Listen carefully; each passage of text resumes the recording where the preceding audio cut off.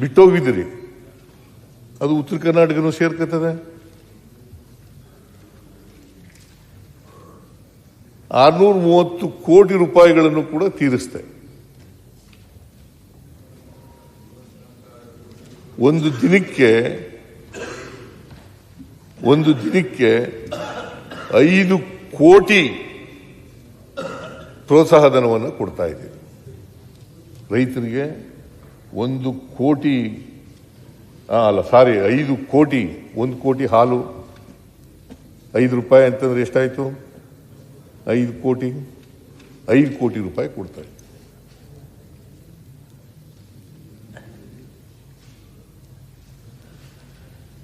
ಅದರಿಂದ ಮಾನ್ಯ ಅಧ್ಯಕ್ಷರೇ,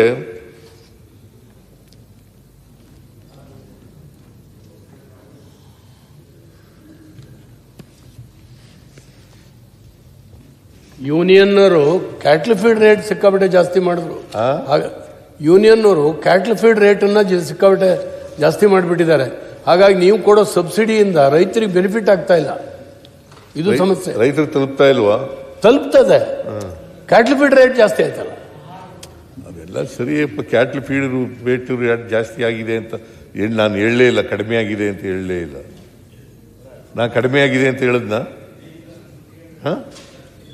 ಕ್ಯಾಟ್ಲ್ ಫೀಡ್ ಜಾಸ್ತಿ ಆಗಿದೆ ಅಂತಲೇ 1 ಲೀಟರ್ ಹಾಲಿಗೆ ಎಷ್ಟು ದುಡ್ಡು ಕೊಡ್ತೀವಿ ಅದರ ಮೇಲೆ ಸರ್ಕಾರದಿಂದ ಸಹಾಯಧನವಾಗಿ 5 ರೂಪಾಯಿಯನ್ನು ಕೊಡ್ತೀವಿ.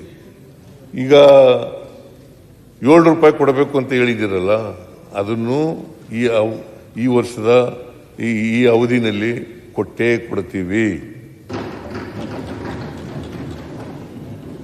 7 ರೂಪಾಯಿನೂ ಕೂಡ ಕೊಡ್ತೀವಿ. ಯಾವಾಗಲೂ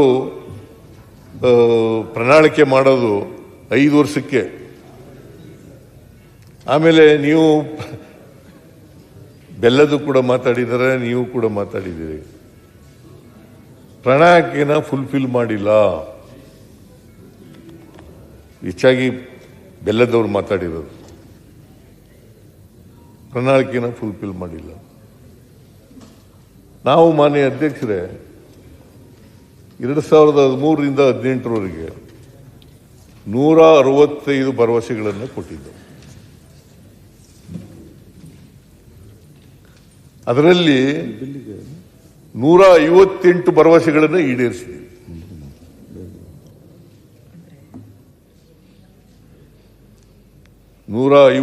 ಭರವಸೆಗಳನ್ನು ಈಡೇರಿಸಿದ್ದೀವಿ. ಬೇಕಾದ್ರೆ ಪ್ರಣಾಳಿಕೆ ಇಟ್ಕೊಳ್ಳಿ. ನಮ್ಮ 5 ವರ್ಷದ ನಿಮಗೆ ಗೊತ್ತಾಗ್ತದೆ. ಕೊನೆಯ ವರ್ಷದ ನಾನು 2017-18ರಲ್ಲಿ ಬಜೆಟ್ ಮಂಡಿಸಿದ್ದೀನಲ್ಲ, 18ನೇ ಇಸ್ವಿನಲ್ಲಿ. ಆ ಬಜೆಟ್ ತೆಗೆದು ನೋಡಿಬಿಟ್ಟು ಗೊತ್ತಾಗ್ಬಿಡ್ತದೆ ನಾನು ಈಡೇರಿಸಿದ್ದೀನೋ ಇಲ್ವೋ ಅಂತಕ್ಕಂಥದ್ದು. ನೋಡಿದ್ರೆ ಗೊತ್ತಾಗ್ಬಿಡ್ತದೆ. ಅದ್ರ ಜೊತೆಗೆ 158 ಭರವಸೆಗಳನ್ನು ಈಡೇರಿಸೋದ್ರ ಜೊತೆಗೆ 30 ಕಾರ್ಯಕ್ರಮಗಳನ್ನು ಹೊಸದಾಗಿ ಮಾಡಿದ್ದೀವಿ. ಬಜೆಟ್ನಲ್ಲಿ ಹೇಳದೇ ಇರೋವನ್ನ ಮಾಡಿದ್ದೀವಿ.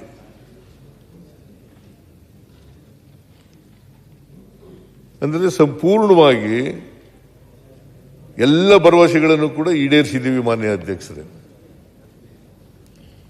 ಆಮೇಲೆ ಈ ವರ್ಷ 2023ರಲ್ಲಿ ನಾವು ಅಧಿಕಾರಕ್ಕೆ ಬಂದ ಮೇಲೆ 2023ಕ್ಕಿಂತ ಮುಂಚಿತವಾಗಿ ಪ್ರಣಾಳಿಕೆಯನ್ನು ನಾವು ಮಾಡಿದ್ದು.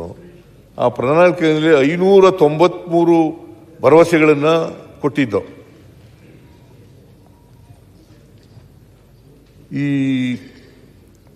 ಈಗ ನಾನು 25-26ನೇ ಬಜೆಟ್ನಲ್ಲಿ ಅಲ್ಲಿವರೆಗೆ 293 ಭರವಸೆಗಳನ್ನು ಈಡೇರಿಸಿದ್ದೀವಿ. 293 ಭರವಸೆಗಳನ್ನು ಈಡೇರಿಸಿದ್ದೀವಿ. ಇನ್ನು ಉಳಿದ ಭರವಸೆಗಳನ್ನು ಕೂಡ ನಮಗಿನ್ನ ಬಜೆಟ್ 3 ಬಜೆಟ್ ಮಂಡಿಸೋದಿದೆ. 3 ಬಜೆಟ್ಗಳಲ್ಲೂ ಕೂಡ ಅದನ್ನೆಲ್ಲನೂ ಈಡೇರಿಸ್ತೀವಿ. ಆದರೆ ನೀವು 2018ರಲ್ಲಿ ಎಷ್ಟು ಭರವಸೆಗಳು ಕೊಟ್ಟಿದ್ರಿ? 600 ಭರವಸೆಗಳು ಕೊಟ್ಟಿದ್ರಿ. ನೀವು ಈಡೇರಿಸಿರೋದು ಎಷ್ಟಪ್ಪ ಅಂತಂದ್ರೆ 60 ಭರವಸೆಗಳು.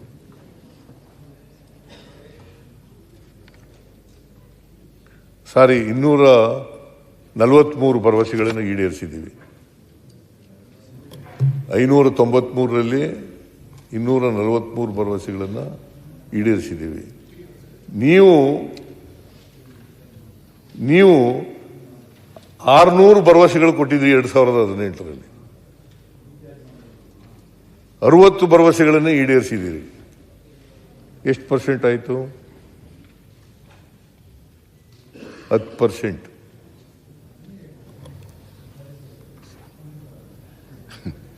10% ಮಾತ್ರ. ಎಲ್ಲ ಸರಿ ಸರ್. ಎಲ್ಲ ಭರವಸೆ DK ಭರವಸೆನೇ ಈಡೇರಿಸಿರಲ್ಲ ನೀವು. ಉತ್ತರ ನಾನು ಬಹಳ ಸೀರಿಯಸ್ ಆಗಿ ಮಾತಾಡ್ತಾ ಇದ್ದೀನಿ. ಎಲ್ಲ ಫೀಟ್ಗೆ ನೀವೆಲ್ಲ ತಿಳ್ಕೊಳ್ಳಿ ಅಂತ ಹೇಳ್ತಾ ಇರೋದು. ಉತ್ತರ ಆದ ನಂತರ ಮಾತಾಡೋದು. ಇವೆಲ್ಲ ಗೊತ್ತಿದೆಯಾ ನಿಮ್ಗೆ? ಹೇಳಪ್ಪ, ಎಷ್ಟು ಜನಸಂಖ್ಯೆ ಇದ್ದಾರೆ ಉತ್ತರ ಕರ್ನಾಟಕ ಕಡೆ? ಹೇಳಪ್ಪ, ಹೇಳ್ರಿ.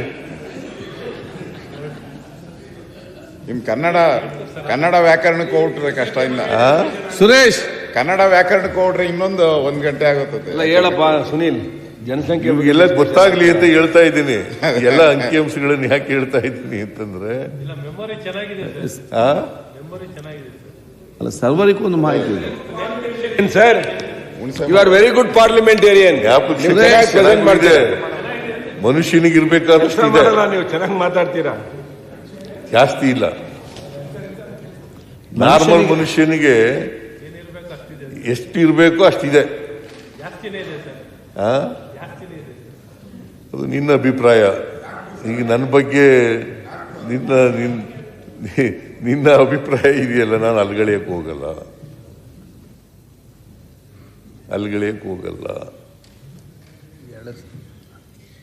ಮಾನ್ಯ ಅಧ್ಯಕ್ಷರೇ, ಇವರು 600ರಲ್ಲಿ 60 ಭರವಸೆಗಳನ್ನು ಈಡೇರಿಸಿರೋದು. 260. ಮತ್ತೆ ನಿಮಗೆ ಯಾವ ನೈತಿಕತೆ ಇದೆ? ನಮ್ಮ ಭರವಸೆಗಳ ಬಗ್ಗೆ ಮಾತಾಡಕ್ಕೆ ನೈತಿಕತೆ ಹೇಗಿದೆ?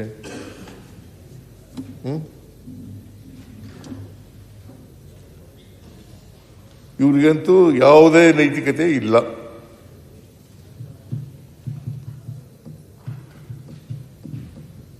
ಅದರಿಂದ ಮಾನ್ಯ ಅಧ್ಯಕ್ಷರೇ,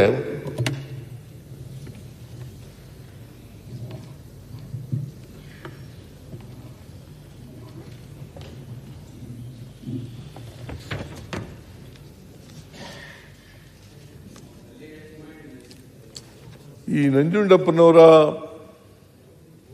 ವರದಿ, ಅದರ ಪರಿಣಾಮ ಏನಾಗಿದೆ ಅಂತಕ್ಕಂಥದ್ದು ಗೊತ್ತಾದ ಮೇಲೆ, ಅದಕ್ಕೋಸ್ಕರ ಗೊತ್ತಾಗಲಿ ಅನ್ನೋ ಕಾರಣಕ್ಕೋಸ್ಕರ ಇಲ್ಲೇನೆ ಈ ಬೆಳಗಾವಿ ಅಧಿವೇಶನದಲ್ಲಿ ನಾನು ಘೋಷಣೆ ಮಾಡಿದೆ. ಆರ್ಥಿಕ ತಜ್ಞ ಪ್ರೊಫೆಸರ್ ಆರ್ ಗೋವಿಂದ ರಾವ್ ಇವರು ಅಶೋಕ್ ಅವರು ಮಾತನಾಡುವಾಗ ಡಿಲೇ ಮಾಡ್ತಾ ಇದ್ದಾರೆ ಅಂತ ಅವ್ರು ಹೇಳಿದ್ದು. ಡಿಲೇ ತಿಂಗಳಲ್ಲಿ ಮಾಡ್ತೀನಿ ಅಂತ ಹೇಳಿದ್ರಿ. 12 ತಿಂಗಳು ಮಾಡಿಲ್ಲ ಅಂತ ಹೇಳಿದ್ದೀನಿ ಅಷ್ಟೇ. ನಾವು ಕೇಳ್ರಿ ಇಲ್ಲಿ, ನೀವು ಈಗ ಗೊತ್ತಿಲ್ಲದವರು ನಾನು ಹೇಳೋದು ಅಧಿಕೃತ. ನವೆಂಬರ್ ಕೊನೆಯವರೆಗೂ ಅವ್ರಿಗೆ ಅವಕಾಶ ಇತ್ತು. ಈ ನವೆಂಬರ್ 2025 ನವೆಂಬರ್ವರೆಗೂ ಅಧಿಕಾರ ಇತ್ತು. ಅವ್ರಿಗೆ ಸಮಯ ಕೊಟ್ಟಿದ್ದರು. ಅವರು ಇನ್ನೂ 2 ತಿಂಗಳು ಬೇಕು ಅಂತ ಹೇಳಿದ್ರು. ಇನ್ನೂ 2 ತಿಂಗಳು ಬೇಕಾಗ್ತದೆ ಅಂತ ಹೇಳಿದ್ರು. ಡಿಸೆಂಬರ್, ಜನವರಿ, ಮೋಸ್ಟ್ ಲೈಕ್ಲಿ ಜನವರಿನಲ್ಲಿ ವರದಿಯನ್ನು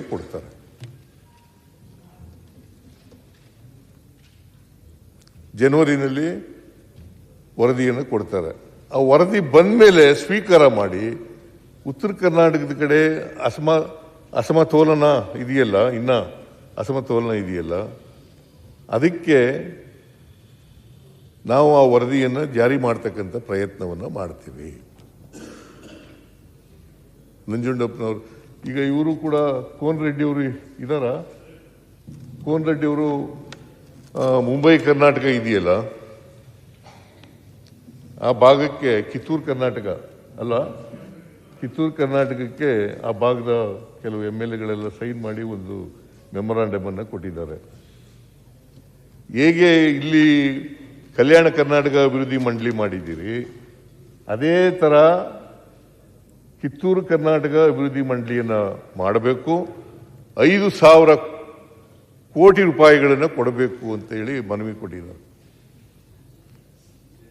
ನಮ್ಮ ಪಕ್ಷದ ಮಾನ್ಯ ಸದಸ್ಯರುಗಳು ಕೊಡಬೇಕು ಅಂತ ನಾನು ಹೇಳಿದೆ.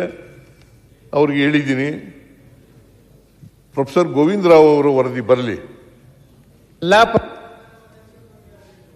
ಎಲ್ಲ ಪಕ್ಷದ ಶಾಸಕರು ಸಹಿ ಮಾಡ್ರಿ ಸರ್, ಪಕ್ಷಾತೀತವಾಗಿ. ಆಯ್ತು. ಬಿಜೆಪಿ ಎಲ್ಲರೂ ಸೇರಿ ಮಾತಾಡಿ ಅವರ ಹೆಸರು ಮೇಲೆ ಕೊಟ್ಟೆ. ಸಹಿ ಮಾಡಿದ್ರೆ ಎಲ್ಲರೂ ಕೂಡ ಒಟ್ಟು ಆಯ್ತು. ನಾವು ಕೆಲವು ಕರ್ನಾಟಕ ಸದಸ್ಯರು ಅನ್ಯಾಯ ಕೂಡ ಕೊಟ್ಟಿದ್ದೆವು. ಆ ಸೂಚ್ಯಂಕದಲ್ಲಿ ಒಂದು 8 ಡಿಸ್ಟ್ರಿಕ್ಟ್ ಅದನ್ನು ಕೂಡ ಕೊಟ್ಟಿದೆ ಸರ್. ನೋಡಿ, ಬೆಳಗಾವಿ ವಿಭಾಗದ ಕಿತ್ತೂರು ಕರ್ನಾಟಕ ಸಮಗ್ರ ಅಭಿವೃದ್ಧಿಗಾಗಿ ಇದು ಮೆಮೊರಾಂಡಮ್ ಕೊಟ್ಟಿರ್ತಕ್ಕಂಥದ್ದು. ಅಭಿವೃದ್ಧಿ ರಚನೆ ಮತ್ತು ವಾರ್ಷಿಕ 5,000 ಕೋಟಿ ಅನುದಾನವನ್ನು ಘೋಷಣೆ ಮಾಡಬೇಕು ಅಂತೇಳಿ ಎಲ್ಲ ಪಾರ್ಟಿಯವರು ಮಾಡಿದ್ದಾರೆ.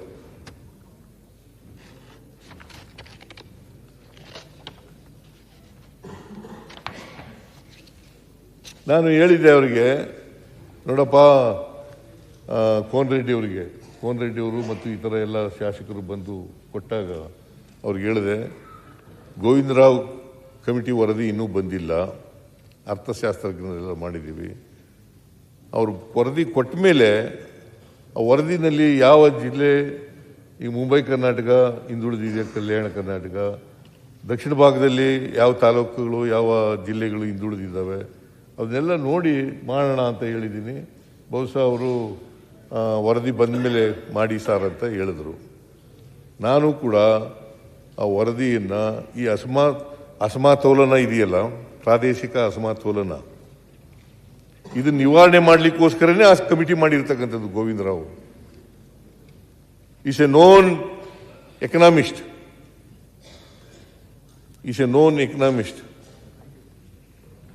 14th ಫೈನಾನ್ಸ್ ಕಮಿಷನ್ ನಲ್ಲಿ ಇದ್ದವರು, ನ್ಯಾಷನಲ್ 14th ಫೈನಾನ್ಸ್ ಕಮಿಷನ್ ನಲ್ಲಿ ಮೆಂಬರ್ ಆಗಿದ್ದವರು.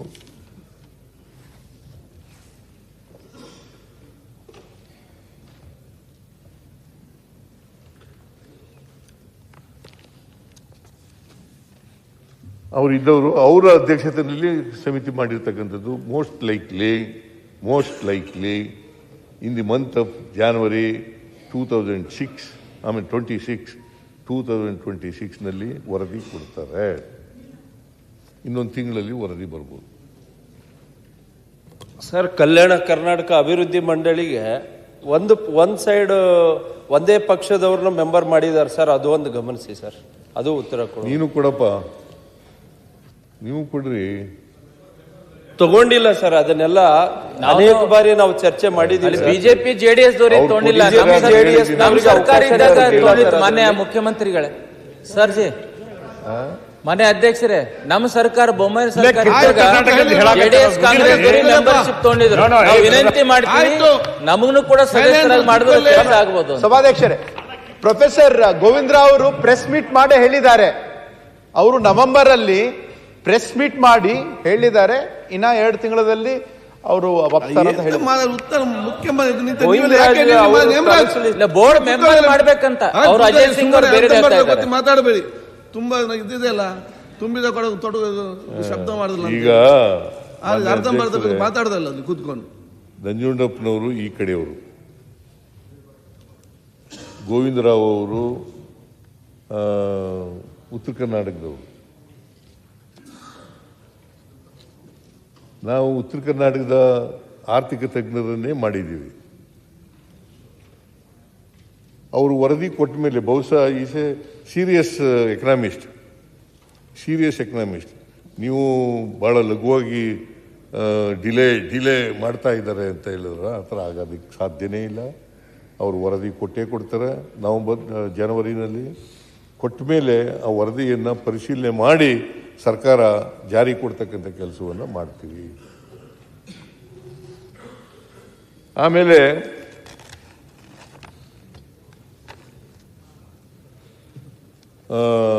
ಮೊದಲಿನಿಂದಲೂ ಕೂಡ ಈ ಕೂಗು ಇದೆ.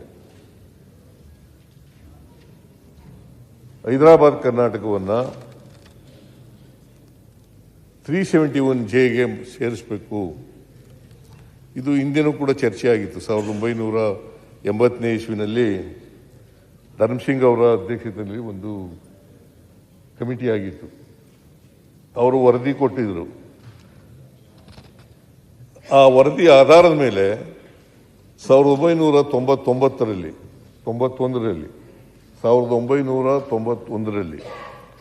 HKDB ಪ್ರಾರಂಭ ಆಯಿತು. 1991 HKDB ಪ್ರಾರಂಭ ಆಯಿತು. ಆಮೇಲೆ 2011-13ರಲ್ಲಿ 371J ಸಂವಿಧಾನದ ವಿಧಿ 371 ತಿದ್ದುಪಡಿಯಾಗಿ ಸಂವಿಧಾನ 371J ಸೇರ್ಪಡೆಯಾಯಿತು. ಇದ್ರ ಕತೆ ಗೊತ್ತಿದೆಯಲ್ಲ ನಿಮಗೆ? ಬಹುಶಃ ನಿಮಗೆ ಗೊತ್ತಿಲ್ಲದವ್ರಿಗೆ ಗೊತ್ತಾಗಲಿ ಅಂತ ಹೇಳ್ತೀನಿ ನಾನು. ವಾಜಪೇಯಿ ಅವರು ಪ್ರಧಾನಮಂತ್ರಿ ಆಗಿದ್ದರು. SM ಕೃಷ್ಣ ಅವರು ಇಲ್ಲಿ ಮುಖ್ಯಮಂತ್ರಿ ಆಗಿದ್ದರು. ಬಸವರಾಜ ರಾಯರೆಡ್ಡಿ ಅವರು ಈಗಾಗಲೇ ಹೇಳಿದ್ದಾರೆ. ಅವರಿಲ್ಲಿ ಬಸವರಾಜ ರಾಯರೆಡ್ಡಿ ಇಲ್ವಾ?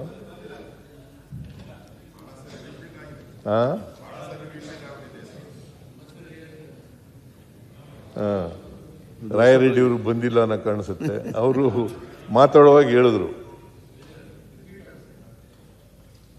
ಆಗ ಅದ್ವಾನಿ ಅವರು ಡೆಪ್ಟಿ ಪ್ರೈಮ್ ಮಿನಿಸ್ಟರ್ ಆಗಿದ್ರು. ಎಂಥದ್ದು ಹೋಮ್ ಮಿನಿಸ್ಟರ್ ಕೂಡ ಆಗಿದ್ರು, ಡೆಪ್ಟಿ ಪ್ರೈಮ್ ಮಿನಿಸ್ಟರ್ ಆಗಿದ್ರು. ಅವರಿಗೆ ಒಂದು ಪತ್ರ ಬರೀತಾರೆ. ಕಲ್ಯಾಣ ಕರ್ನಾಟಕಕ್ಕೆ ಒಂದು ಸಂವಿಧಾನವನ್ನು ತಿದ್ದುಪಡಿ ಮಾಡಿ ಅದಕ್ಕೆ ವಿಶೇಷ ಅನುದಾನವನ್ನು ಕೊಡಬೇಕು ಅಂತೇಳಿ ಒಂದು ಪತ್ರ ಬರೀತಾರೆ. ಆ ಪತ್ರಕ್ಕೆ ಏನಂತ ಬರೆದ್ರು ಗೊತ್ತಾ ಇವರು ಅದ್ವಾನಿಯವರು? ಏನು ನಿಮಗೆ ಗೊತ್ತಾ ಏನಂತ ಬರೆದ್ರು ಅಂತ?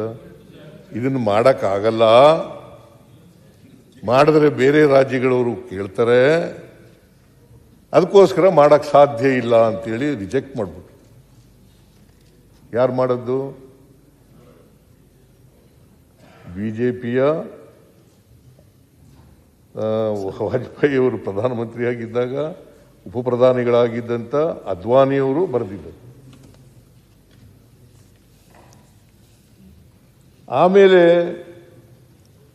ಮಲ್ಲಿಕಾರ್ಜುನ ಖರ್ಗೆ ಅವರು ಅವರ ಒತ್ತಾಯದ ಮೇಲೆ ಸೋನಿಯಾ ಗಾಂಧಿ ಅವರಿಗೆ ಒತ್ತಾಯ ಮಾಡಿ ಮನಮೋಹನ್ ಸಿಂಗ್ ಅವರು ಪ್ರಧಾನಮಂತ್ರಿ ಆಗಿರುವಾಗ 371J ಯಾವ ತಿಂಗಳಾಯಿತು? ಯಾವ ವರ್ಷದಲ್ಲಾಯಿತು? 6/11/2013 6/11/2013 ಆಗ ನಾನು ಇಲ್ಲಿ ರಾಜ್ಯದಲ್ಲಿ ಮುಖ್ಯಮಂತ್ರಿ ಆಗಿದ್ದೆ. HK ಪಾಟೀಲ್ ಅವರ ಅಧ್ಯಕ್ಷದಲ್ಲಿ ಒಂದು ಸಮಿತಿ ಮಾಡಿದೆ ನಾನು. ಈ 371J ತಿದ್ದುಪಡಿ ಆದಮೇಲೆ ಮನಮೋಹನ್ ಸಿಂಗ್ ಅವರು ಮಾಡಿದ ಮೇಲೆ ಇದನ್ನು ಮಾಡಿದೆ. ಅವರು ಒಂದು ವರದಿ ಕೊಟ್ಟರು. 70% ಹೈದರಾಬಾದ್ ಕರ್ನಾಟಕದಲ್ಲಿ ಮೀಸಲಾತಿ ಕೊಡಬೇಕು, ಉಳಿದ ರಾಜ್ಯದಲ್ಲೆಲ್ಲ 8% ಮೀಸಲಾತಿ ಕೊಡಬೇಕು ಅಂತ ವರದಿ ಕೊಟ್ಟರು. ಯಥಾವತ್ತಾಗಿ ಜಾರಿ ಮಾಡಿದೆ ಒಪ್ಕೊಂಡು. ಏನ್ರಿ HK ಪಾಟೀಲ್ ರೇ? ಕರ್ನಾಟಕ ಏರಿಯಾದಲ್ಲಿರ್ತಕ್ಕಂಥ 85%ವರೆಗೆ ಡಿ ಗ್ರೂಪ್ ಇದರಲ್ಲಿ 85% ಹೈದರಾಬಾದ್ ಕರ್ನಾಟಕ ಏರಿಯಾದಲ್ಲೇ ಮೀಸಲಾತಿ ಕೊಡಬೇಕು. ಅಲ್ಲದೆ 8% ಈ ಥರ ಎಲ್ಲ ರಾಜ್ಯದಲ್ಲಿ ನಾವು ಎಂಟೈರ್ ಸ್ಟೇಟ್ ರಾಜ್ಯದಲ್ಲಿ ಪೂರ್ಣವಾಗಿ 8% ಹೈದರಾಬಾದ್ ಕರ್ನಾಟಕ ಏರಿಯಾ, ಕಲ್ಯಾಣ ಕರ್ನಾಟಕ ಏರಿಯಾದವ್ರಿಗೆ ರಿಸರ್ವೇಷನ್ ಕೊಡಬೇಕು. ಅಂದರೆ ಅದರ ಉದ್ದೇಶ ಅಂದರೆ even in Mysore there will be reservations for Hyderabad, Karnataka. In Bangalore there will be reservations for Hyderabad, Karnataka. In Mangalore there will be reservation for Hyderabad, Karnataka. ಒಟ್ಟು ನ್ಯಾಯವನ್ನು ಒದಗಿಸೋದ್ರಲ್ಲಿ ಒಂದು ಅತ್ಯಂತ ಮಹತ್ವದ ನಿರ್ಣಯ ತೆಗೆದುಕೊಳ್ಳೋದ್ರೊಳಗೆ ಮಾನ್ಯ ಮುಖ್ಯಮಂತ್ರಿಗಳು ಯಶಸ್ವಿ ಆದರು. ಆಮೇಲೆ ಈ ರೀತಿಯಾಗಿರ್ತಕ್ಕಂಥ ಯಾವುದಾದ್ರೂ ಕ್ರಮ ಆಗಿದ್ದರೆ ಅದು ಸಿದ್ದರಾಮಯ್ಯನವರ ಸರ್ಕಾರದಲ್ಲಿ ಆಗಿರ್ತಕ್ಕಂಥದ್ದು. ತಾವು ಹೇಳಿದ್ರಿ ಸರ್, ಈಗ ಒಂದು ಕೆಲಸ ಪ್ರಮೋಷನ್ ನಲ್ಲಿ ಬಹಳ ತೊಂದರೆ ಆಗ್ತಾ ಇದೆ ಸರ್. ದಯಮಾಡಿ ಈ ಭಾಗದವರಿಗೆ ತಮ್ಮ ನೇತೃತ್ವದಲ್ಲಿ ಒಂದು ಮೀಟಿಂಗ್ ಕಂಡಕ್ಟ್ ಮಾಡಿ ಅದನ್ನ ಕ್ಲಿಯರ್ ಮಾಡೋದಕ್ಕೆ ಆಮೇಲೆ ಕರ್ನಾಟಕ ಭಾಗದವರು ಬಹಳ ತೊಂದರೆ ಆಗ್ತಾ ಇದೆ ಸರ್. ಕೋರ್ಟ್ ಅಲ್ಲಿ ಕೇಸ್ ಇರೋದ್ರಿಂದ ಯಾರಿಗೂ ಪ್ರಮೋಷನ್ ಸಿಗ್ತಾ ಇಲ್ಲ. ಔಟ್ಸೈಡ್ ಹೈದರಾಬಾದ್ ಕರ್ನಾಟಕದವರಿಗೆ ಬೇಗ ಪ್ರಮೋಷನ್ ಆಗ್ತಾ ಇದೆ, ಹೈದರಾಬಾದ್ ಕರ್ನಾಟಕದವರಿಗೆ ಆಗ್ತಾ ಇಲ್ಲ. ಯಾರಿಗೂ ದಯಮಾಡಿ ಅದನ್ನ ಆ ಮೀಟಿಂಗ್ ಕರೆದು ಅದು ಏನ್ ತೊಂದರೆ ಇದೆ ಆ ಕೋರ್ಟ್ ಅಲ್ಲಿ ಸಾಲ್ವ್ ಮಾಡೋಂತ ಕೆಲಸ ಮಾಡ್ಬೇಕು ಸರ್.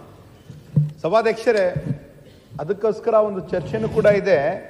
ತಾವು ಹೇಳಿದ್ದೆ, ನಮ್ಮ ಕಾನೂನು ಸಚಿವರು ಹೇಳಿದ್ದು, ಗ್ರೂಪ್ ಎ ಮತ್ತು ಗ್ರೂಪ್ ಬಿ ಹುದ್ದೆಗಳಿಗೆ 75% ಮೀಸಲಾತಿ, ಗ್ರೂಪ್ ಸಿ ಹುದ್ದೆಗಳಿಗೆ 80% ಮೀಸಲಾತಿ, ಗ್ರೂಪ್ ಡಿ ಹುದ್ದೆಗಳಿಗೆ 85% ಮೀಸಲಾತಿ. ಅದಲ್ಲದೆ ಕಲ್ಯಾಣ ಕರ್ನಾಟಕದ ಭಾಗದ ಜನರಿಗೆ ಇಡೀ ರಾಜ್ಯದಲ್ಲಿ ಅವ್ರು ಹೇಳಿದ್ದೆ 8% ಅದು ಅನುಕೂಲ ಆಗ್ತದೆ. ಅದಲ್ಲದೆ ಬೇರೆ ಬೇರೆ ಎಜುಕೇಶನ್ ಅಲ್ಲಿ ಸುಮಾರು 51,606 ವಿದ್ಯಾರ್ಥಿನಿಗೆ ಬೇರೆ ಬೇರೆ ಇದರಲ್ಲಿ ಅನುಕೂಲ ಆಗಿದೆ.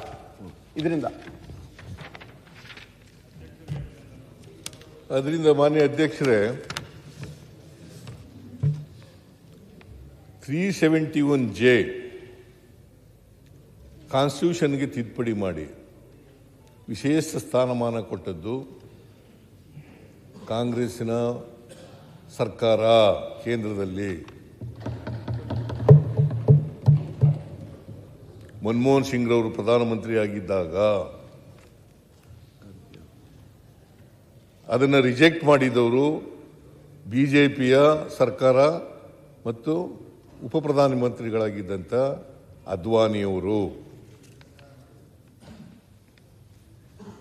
ಅದರಿಂದ ಈ ಬಿಜೆಪಿ ವಿರೋಧ ಪಕ್ಷದವರು ಇದಾರಲ್ಲ, ಇವ್ರಿಗೆ ಯಾವುದೇ ನೈತಿಕತೆ ಇಲ್ಲ. ಅದ್ರ ಬಗ್ಗೆ ಮಾತಾಡೋಕ್ಕಾಗಲಿ, ಉತ್ತರ ಕರ್ನಾಟಕದ ಬಗ್ಗೆ ಮಾತಾಡೋಕ್ಕಾಗಲಿ ಯಾವುದೇ ನೈತಿಕತೆ ಇಲ್ಲ. ಅಲ್ಲ ಸರ್, ಸ್ವಾತಂತ್ರ್ಯ ಬಂದ್ರ ಮೇಲೆ ಕಾಂಗ್ರೆಸ್ಸೇ ಆಳಿದ್ದು ಈ ರಾಜ್ಯನ. ಅದನ್ನ ಹಿಂದುಳಿಸ್ಬಿಟ್ರಲ್ಲ, ಅದು ನಿಮ್ ಪಾಪ ಅಲ್ವಾ? ಜಾನೇಂದ್ರ ಅವರೇ ಕೂತ್ಕೊಳ್ರಿ. ಸಾಕಾತ ನೀವು ಯಾಕೆ ನೀವು ಮಾಡಲಿಲ್ಲ ತಿದ್ದುಪಡಿ? ಯಾಕ್ರಿ ಮಾಡಲಿಲ್ಲ ತಿದ್ದುಪಡಿನ? ಇದಕ್ಕೆ ಮಹಾರಾಷ್ಟ್ರದಲ್ಲಿ ಮಾಡಿದ್ರಿ, ಇಲ್ಲಿಗೆ ಯಾಕೆ ಮಾಡಲಿಲ್ಲ? ಇಲ್ಲಿಗೆ ಯಾಕ್ರಿ ಮಾಡಲಿಲ್ಲ? ಸುಮ್ಮನೆ ಏನೋ ಮಾತಾಡಬೇಕು, ಮಾತಾಡ್ತೀರಿ ರಾಜಕೀಯಕ್ಕೆ. ಮಾನ್ಯ ಅಧ್ಯಕ್ಷರೇ,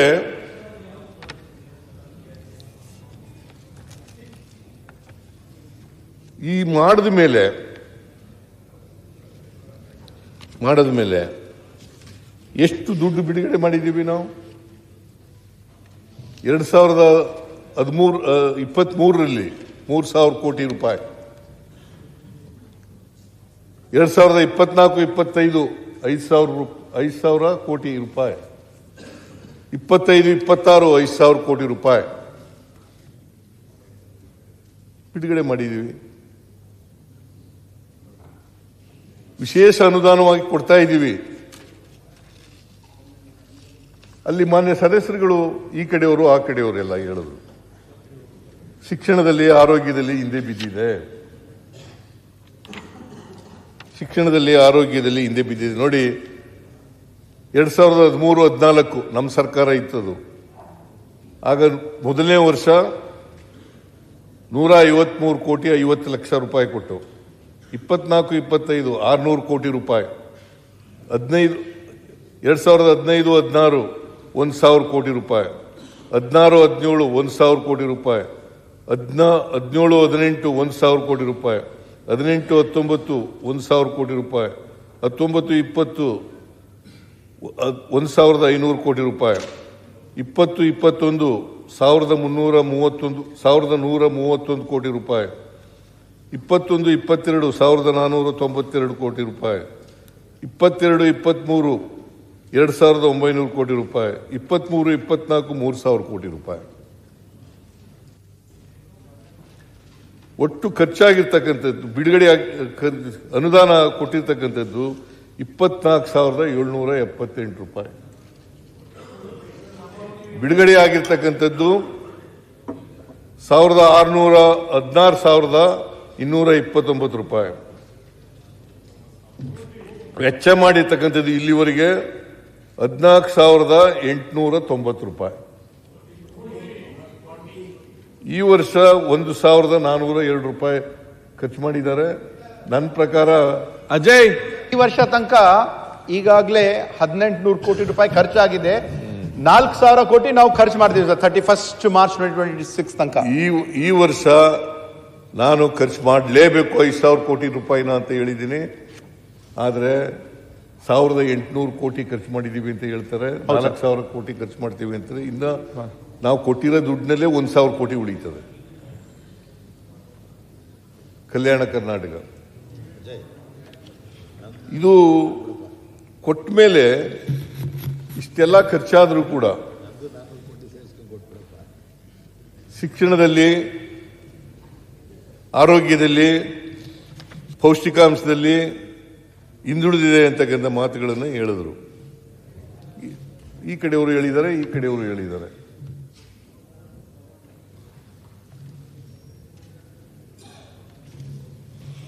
ಶಿಕ್ಷಣದಲ್ಲಿ ಹಿಂದುಳಿದಿರೋದು ನಿಜ.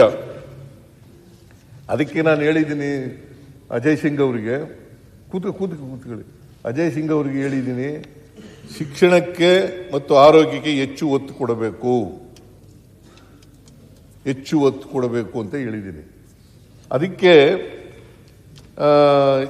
ಒಂದು ಶಿಕ್ಷಣ ಸಮಿತಿಯನ್ನು ಕೂಡ ರಚನೆ ಮಾಡಿದ್ದು.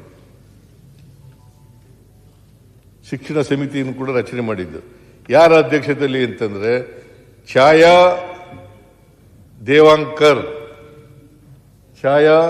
ದೇವಾಂಕರ್ ಅವರು ದೇವಣಗಾಂವ್ಕರ್ ಸರ್, ದೇವಣಗಾಂವ್ಕರ್, ಛಾಯಾ ದೇವಣಗಾಂವ್ಕರ್. ಇಲ್ಲಿ ದೇವಣಗಾಂವ್ಕರ್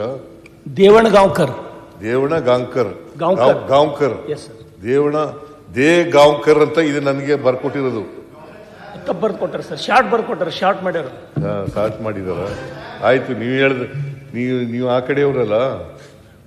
ಹೌದು, ಬಸವ ಕಲ್ಯಾಣ. ಅದರಿಂದ ನೀವು ಹೇಳ್ದಾಗೆ ನಾನು ಹೇಳ್ತೀನಿ. ನನಗೆ ಬರ್ಕೊಟ್ಟಿರೋದು ದೇಗಾಂವ್ಕರ್,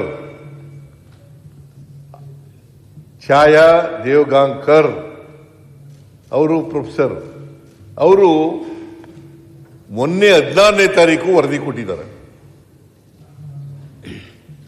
ಮೊನ್ನೆ 14ನೇ ತಾರೀಕು ವರದಿ ಕೊಟ್ಟಿದ್ದಾರೆ. ಸರ್ಕಾರ ಅದನ್ನು ಪರಿಶೀಲನೆ ಮಾಡಿ ಆ ವರದಿಯನ್ನು ಜಾರಿ ಕೊಡ್ತಕ್ಕಂಥ ಕೆಲಸವನ್ನು ಮಾಡ್ತದೆ. ಏನಪ್ಪ ನೀನೇ ಕರ್ಕ ಬಂದಿದ್ದಿಲ್ಲ? ಹೌದು ಸರ್, 400 ಪೇಜ್ ವರದಿ ಕೊಟ್ಟಿದ್ದಾರೆ. ಅದೆಲ್ಲ ಏನೇನು ರೆಕಮೆಂಡೇಶನ್ ಇದೆ ತಾವು ಹೇಳಿದಿರಿ, ನೋಡಿ ಮಾಡೋಣ ಅಂತ. ಆ ರೆಕಮೆಂಡೇಶನ್ ಜಾರಿ ಮಾಡ್ತೀವಿ. ಬಹುಶಃ ನನಗನ್ಸುತ್ತೆ ಇನ್ನು 5-6 ವರ್ಷಗಳಲ್ಲಿ ಈ ಶಿಕ್ಷಣ ಸಮಿತಿಯ ವರದಿಯನ್ನು ಜಾರಿ ಮಾಡಿದ್ರೆ ಶಿಕ್ಷಣ ಕ್ಷೇತ್ರದಲ್ಲಿ ಸಾಕ್ಷರತೆ ಇಂಪ್ರೂವ್ ಆಗ್ತದೆ ಅಂತಕ್ಕಂಥ ಮಾತುಗಳನ್ನು ಹೇಳಲಿಕ್ಕೆ ಬಯಸ್ತಾ ಇದ್ದೀನಿ. ನೀವು 11 ವರ್ಷ ಇದ್ರಿ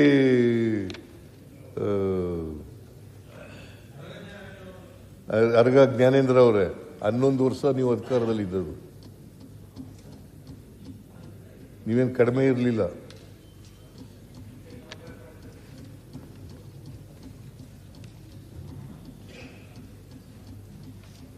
ನಾವು ಶಿಕ್ಷಣಕ್ಕೆ, ಹೆಲ್ತ್ಗೆ, ಅಲ್ಲಿ ಆ ಭಾಗದಲ್ಲಿ ಹೆಚ್ಚು ಆಸ್ಪತ್ರೆಗಳನ್ನು ತೆಗೀರಿ ಅಂತ ಹೇಳಿದ್ದೀನಿ.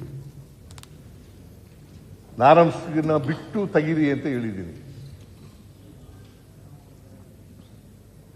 ಶಿಕ್ಷಣದಲ್ಲಿ, ಆರೋಗ್ಯದಲ್ಲಿ ಮುಂದುವರಿಬೇಕು. ಇವತ್ತು 371J ಜಾರಿಯಾದ ಮೇಲೆ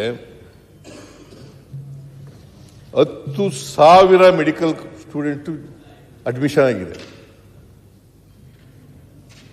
31,000 ಇಂಜಿನಿಯರ್ಗಳಾಗಿದ್ದಾರೆ. ಇಂಜಿನಿಯರಿಂಗ್ ಇಂಜಿನಿಯರಿಂಗ್ ಪದವಿಗೆ ಅಡ್ಮಿಷನ್ಸ್ ಆಗಿದೆ 31,000. 10,000 ಮೆಡಿಕಲ್ಗೆ ಅಡ್ಮಿಷನ್ಸ್ ಆಗಿರೋದು. ಇಂಜಿನಿಯರಿಂಗ್ಗೆ 31,000. 12,000 ಡೆಂಟಲ್, ಹೋಮಿಯೋಪತಿ ಮತ್ತೆ ಇತರೆ ಇವೆಲ್ಲ ಸೇರಿ ಅದು 12,000 ಆಗಿದೆ.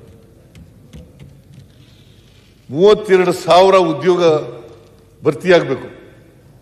32,000 ಉದ್ಯೋಗ ಭರ್ತಿಯಾಗಬೇಕು. ನಾನು ಏನೇನು ಹೇಳಿದ್ದೀನಿ ಅಂತಂದ್ರೆ 80% ನೀವೇ ಭರ್ತಿ ಮಾಡ್ಕೊಳ್ಳಿ, ಸರ್ಕಾರಕ್ಕೆ ಬರಬೇಡಿ ಅಂತ ಹೇಳಿದ್ದೀನಿ. 80% 32,000ದಲ್ಲಿ 80% ನೀವೇ ಭರ್ತಿ ಮಾಡ್ಕೊಳ್ಳಿ ಅಂತ ಹೇಳಿದ್ದೀನಿ. ಟೀಚರ್ಗಳನ್ನೂ ಭರ್ತಿ ಮಾಡ್ಕೊಳ್ಳಿ ಅಂತ ಹೇಳಿದ್ದೀನಿ.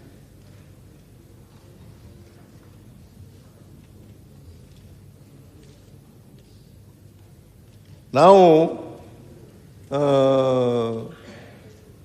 ಇವೆಲ್ಲವನ್ನೂ ಕೂಡ ಉತ್ತರ ಕರ್ನಾಟಕದ ವಿಶೇಷವಾಗಿ ಎಂಥದ್ದು ಕಲ್ಯಾಣ ಕರ್ನಾಟಕದ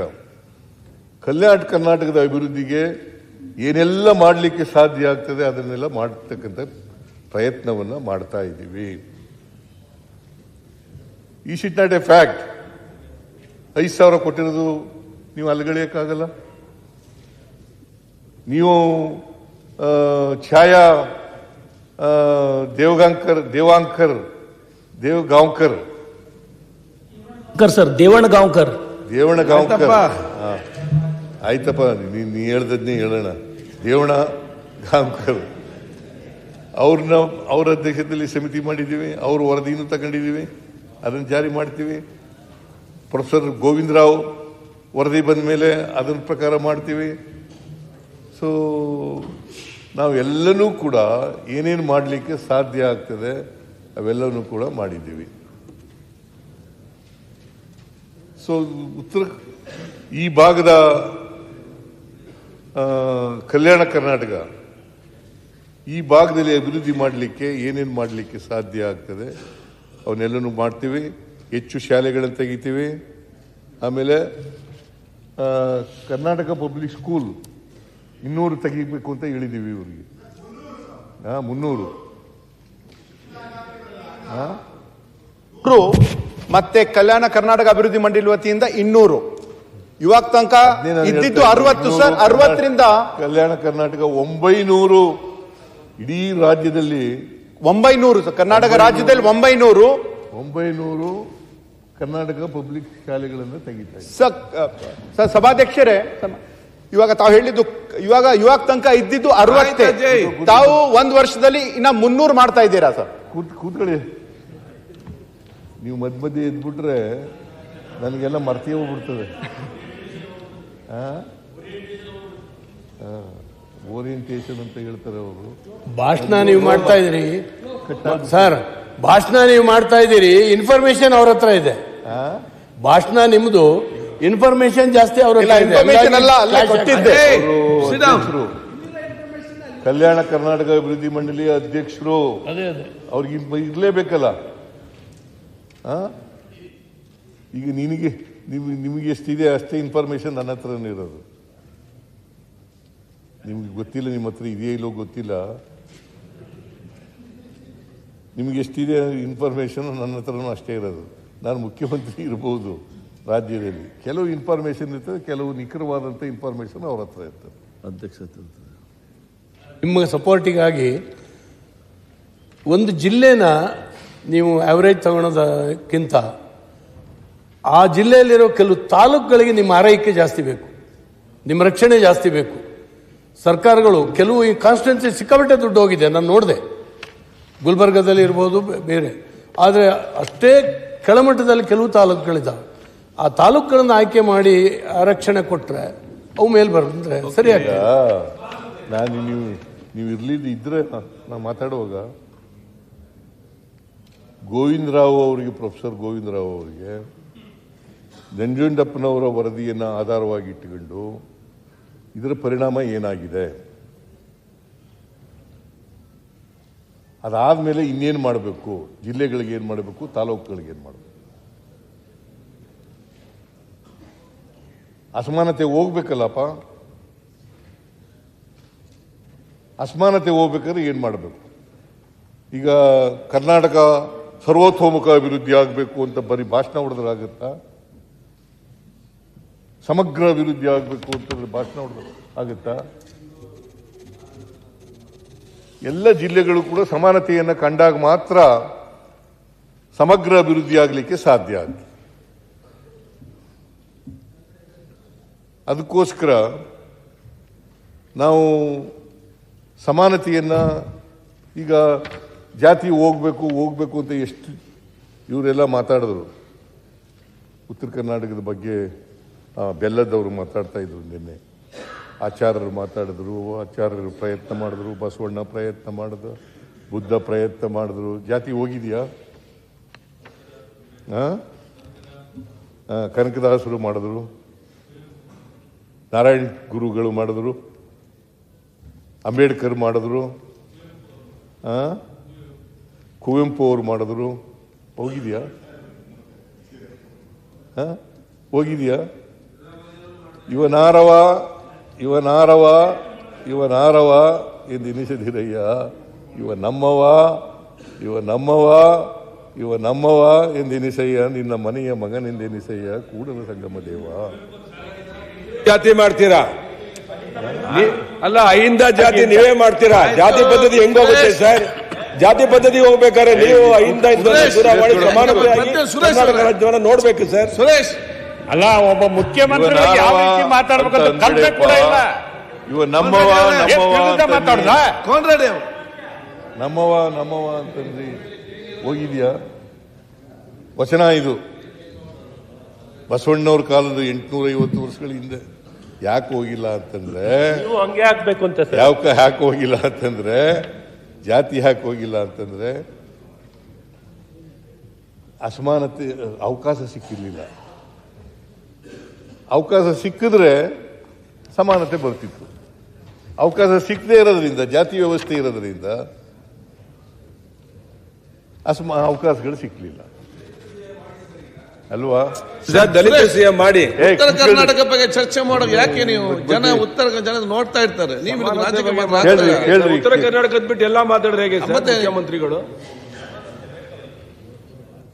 ಅಸಮಾನತೆ ಹೋಗ್ದೇನೆ. ಅದಕ್ಕೆ ಅಂಬೇಡ್ಕರ್ ಅವರು ಹೇಳ್ತಾ ಇದ್ರು, 1949 ನವೆಂಬರ್ 25ನೇ ತಾರೀಕು ಕಾನ್ಸ್ಟಿಟ್ಯೂಂಟ್ ಅಸೆಂಬ್ಲಿನಲ್ಲಿ ಒಂದು ಭಾಷಣ ಮಾಡಿದ್ದಾರೆ. 1949 ನವೆಂಬರ್ 25 ಅವತ್ತೊಂದು ಭಾಷಣ ಮಾಡಿದ್ದಾರೆ. ಏನು ಭಾಷಣ ಮಾಡಿದ್ದಾರೆ ಅಂತಂದ್ರೆ, ನಮಗೇನು ಈಗ ಸ್ವಾತಂತ್ರ್ಯ ಬಂದಿದೆ, ಸ್ವಾತಂತ್ರ್ಯ ಸಿಕ್ಕಿದೆ, ರಾಜಕೀಯ ಸ್ವಾತಂತ್ರ್ಯ ಬಂದಿದೆ, ಆದರೆ ಇನ್ನೂ ಕೂಡ ಸಾಮಾಜಿಕ ಸ್ವಾತಂತ್ರ್ಯ, ಆರ್ಥಿಕ ಸ್ವಾತಂತ್ರ್ಯ ಸಿಕ್ಕಿಲ್ಲ.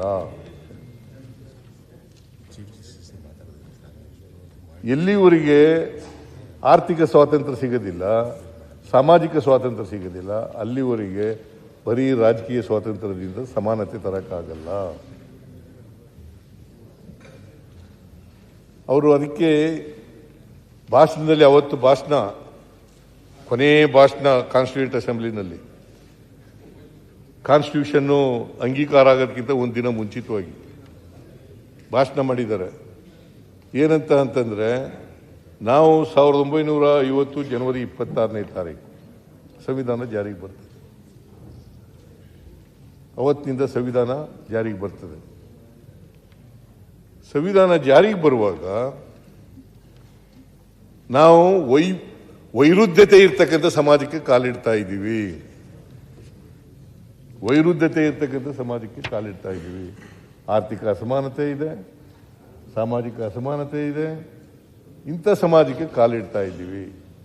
ಬಡವರು ಶ್ರೀಮಂತರು, ಮೇಲ್ಜಾತಿ ಕೆಳಜಾತಿ, ಈ ಥರ ಎಲ್ಲ ಸಮಾಜದಲ್ಲಿದೆ. ಮಹಿಳೆಯರು ಅವರಿಗೆ ಇನ್ನೂ ಸ್ವಾತಂತ್ರ್ಯ ಸಿಕ್ಕಿರಲಿಲ್ಲ, ಸಂವಿಧಾನ ಬಂದ ಮೇಲೆ ಅವರಿಗೆಲ್ಲ ಸ್ವಾತಂತ್ರ್ಯ ಸಿಕ್ಕಿರೋದು, ಶಿಕ್ಷಣ ಕಲೀಲಿಕ್ಕೆ ಅವಕಾಶ ಸಿಕ್ಕಿರ್ತಕ್ಕಂಥದ್ದು, ಇದೆಲ್ಲ ವೈರುಧ್ಯತೆ ಇರ್ತಕ್ಕಂಥ ಸಮಾಜಕ್ಕೆ ಕಾಲಿಡ್ತಾ ಇದ್ದೀವಿ. ನಾವು ಈ ಅಸಮಾನತೆಯನ್ನು ತೊಲಗಿಸದೆ ಹೋದರೆ,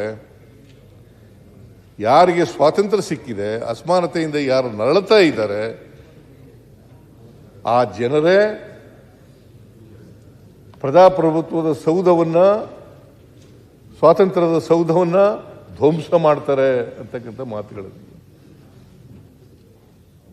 ನಾವು ಎಚ್ಚರಿಕೆಯಿಂದ ಇರಬೇಕು. ಅದಕ್ಕೆ ನಾವು ಅಸಮಾನತೆಯನ್ನು ತೊಲಗಿಸಬೇಕು ಅನ್ನೋ ಕಾರಣಕ್ಕೋಸ್ಕರನೇ ಅನೇಕ ಭಾಗ್ಯಗಳನ್ನು, ಹಿಂದೆ ಮುಖ್ಯಮಂತ್ರಿ ಆಗಿರುವಾಗ ಅನೇಕ ಭಾಗ್ಯಗಳನ್ನು ಜಾರಿಗೆ ತಗೊಂಡ್ಬಂದಿದ್ದು. ಆಮೇಲೆ ಈಗ ಗ್ಯಾರಂಟಿ ಯೋಜನೆಗಳನ್ನು ಜಾರಿಗೆ ತಂದಿರತಕ್ಕಂಥದ್ದು, ಬೇರೆ ಭರವಸೆಗಳನ್ನು ಕೊಟ್ಟಿರ್ತಕ್ಕಂಥದ್ದು. ಇವೆಲ್ಲವೂ ಕೂಡ ಅಸಮಾನತೆಯನ್ನು ತೊಲಗಿಸ್ತಕ್ಕಂಥದ್ದು. ಈ ಗ್ಯಾರಂಟಿ ಯೋಜನೆಗಳಿದಾವಲ್ಲ, ಶಕ್ತಿ ಯೋಜನೆ, ಗೃಹ ಜ್ಯೋತಿ ಯೋಜನೆ, ಗೃಹಲಕ್ಷ್ಮಿ ಯೋಜನೆ, ಅನ್ನಭಾಗ್ಯ ಯೋಜನೆ, ಯುವ ನಿಧಿ ಯೋಜನೆ, ಎಲ್ಲ ಜನರಿರ್ತಕ್ಕಂಥದ್ದು ಅಸಮಾನತೆಯನ್ನು ತೊಲಗಿಸ್ಬೇಕು ಅನ್ನೋ ಕಾರಣಕ್ಕೋಸ್ಕರ. ಎಲ್ರಿಗೂ ಶಕ್ತಿ ಬರಬೇಕು. ಆಮೇಲೆ ಎಲ್ಲ ಧರ್ಮದ ಜನರು, ಎಲ್ಲ ಜಾತಿಯ ಜನರು, ಎಲ್ಲ ಪಕ್ಷದ ಜನರು, ಅವರೆಲ್ಲ ಬಡವರು ಇದರ ಲಾಭ ಪಡಿತಕ್ಕಂಥ ಕೆಲಸವನ್ನು ಮಾಡ್ತಾರೆ.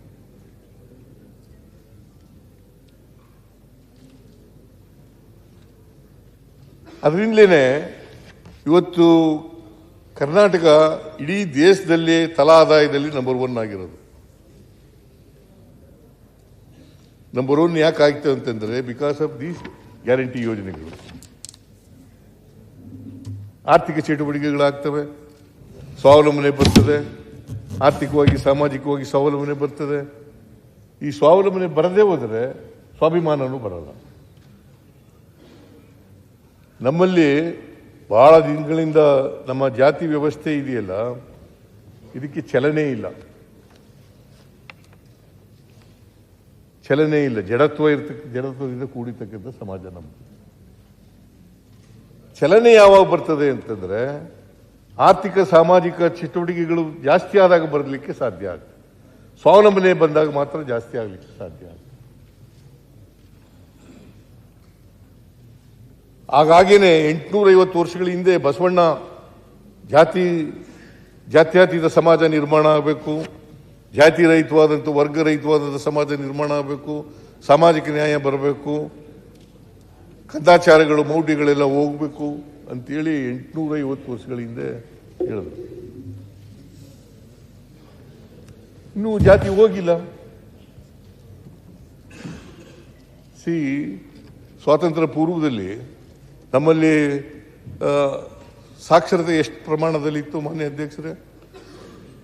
10ರಿಂದ 12%. ಸ್ವಾತಂತ್ರ್ಯ ಬಂದಾಗ 10ರಿಂದ 12% ಸ್ವಾಭಿಮಾನ ಇತ್ತು, ಸಾಕ್ಷರತೆ ಇತ್ತು. ಈಗ ಎಷ್ಟಿದೆ? ಸುಮಾರು 76% ಇದೆ. ಸಾಕ್ಷರತೆ ಜಾಸ್ತಿ ಆಗಿದೆ, ಆದರೂ ಜಾತಿ ಹೋಗಿಲ್ಲ. ಜಾತಿ ಹೋಗಿಲ್ಲ, ಇನ್ನೂ ಜಾಸ್ತಿ ಆಗಿದೆಯಾ? ಯಾಕಂತಂದ್ರೆ ನೀನು ಡಾಕ್ಟರ್ ಗೊತ್ತಿಲ್ಲ, ನನಗೆ ಗೊತ್ತಿಲ್ಲ, ಹೇಳ್ತೀನಿ. ಡಾಕ್ಟರ್ಗಳು, ಅನೇಕ ಜನ ಡಾಕ್ಟರ್ಗಳು ಓದಿರೋರು,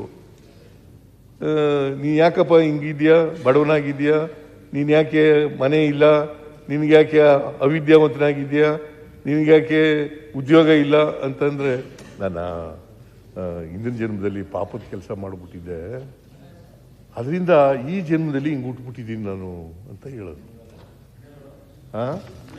ಹಣೆ ಬರಹ, ಕರ್ಮ ಸಿದ್ಧಾಂತ, ಇದನ್ನ ತಿರಸ್ಕಾರ ಮಾಡಿದವ್ರು ಯಾರು? ಯಾರ್ರಿ? ಬಸವಣ್ಣ. ಮತ್ತೆ ಬರೀ ಬಸವಣ್ಣ ಹೆಸರು ಹೇಳಕ್ಕೆಲ್ಲ ಇರೋದು, ನಾವು ಫಾಲೋ ಮಾಡಬೇಕು. ಅನುಭವ ಮಂಟಪ ಆಗ್ತಾ ಇದೆ. ಅನುಭವ ಮಂಟಪ, ಬರೀ ಅನುಭವ ಮಂಟಪ ಮಾಡಿದ್ರೆ ಆಗಲ್ಲ, ಪ್ರಯೋಜನ ಇಲ್ಲ. ಇಲ್ಲೂ ಹಾಕೊಂಡಿದ್ದೀವಿ, ವಿಧಾನಸೌಧದಲ್ಲೂ ಹಾಕೊಂಡಿದ್ದೀವಿ.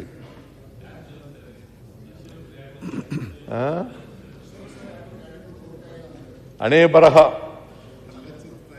ನೀನು ಯಾಕಪ್ಪ ಹಿಂಗೆ ಹುಟ್ಟಿದ್ಯಾ? ನಾನು ಹಿಂದಿನ ದಿನದಲ್ಲಿ ಪಾಪದ ಕೆಲಸ ಮಾಡಿಬಿಟ್ಟಿದ್ದೀವಿ. ನಮ್ಮಲ್ಲಿ ಈ ಗುಲಾಮ್ಗಿರಿ ಮನಸ್ಥಿತಿ ಇದೆಯಲ್ಲ, ಇದು ಮನೆ ಮಾಡ್ಕೊಬಿಟ್ಟಿದೆ. ಗುಲಾಮ್ಗಿರಿ ಮನಸ್ಥಿತಿ ಅಂದ್ರೆ ಏನು? ಬಹಳ ವರ್ಷ ಗುಲಾಮರಾಗಿದ್ದೆವು ನಾವು. ಮಹಮ್ಮದರ ಕಾಲದಲ್ಲಿ, ಬ್ರಿಟಿಷ್ನವ್ರ ಕಾಲದಲ್ಲಿ ಗುಲಾಮ್ಗಿರಿಯಿಂದ ಇದ್ದು.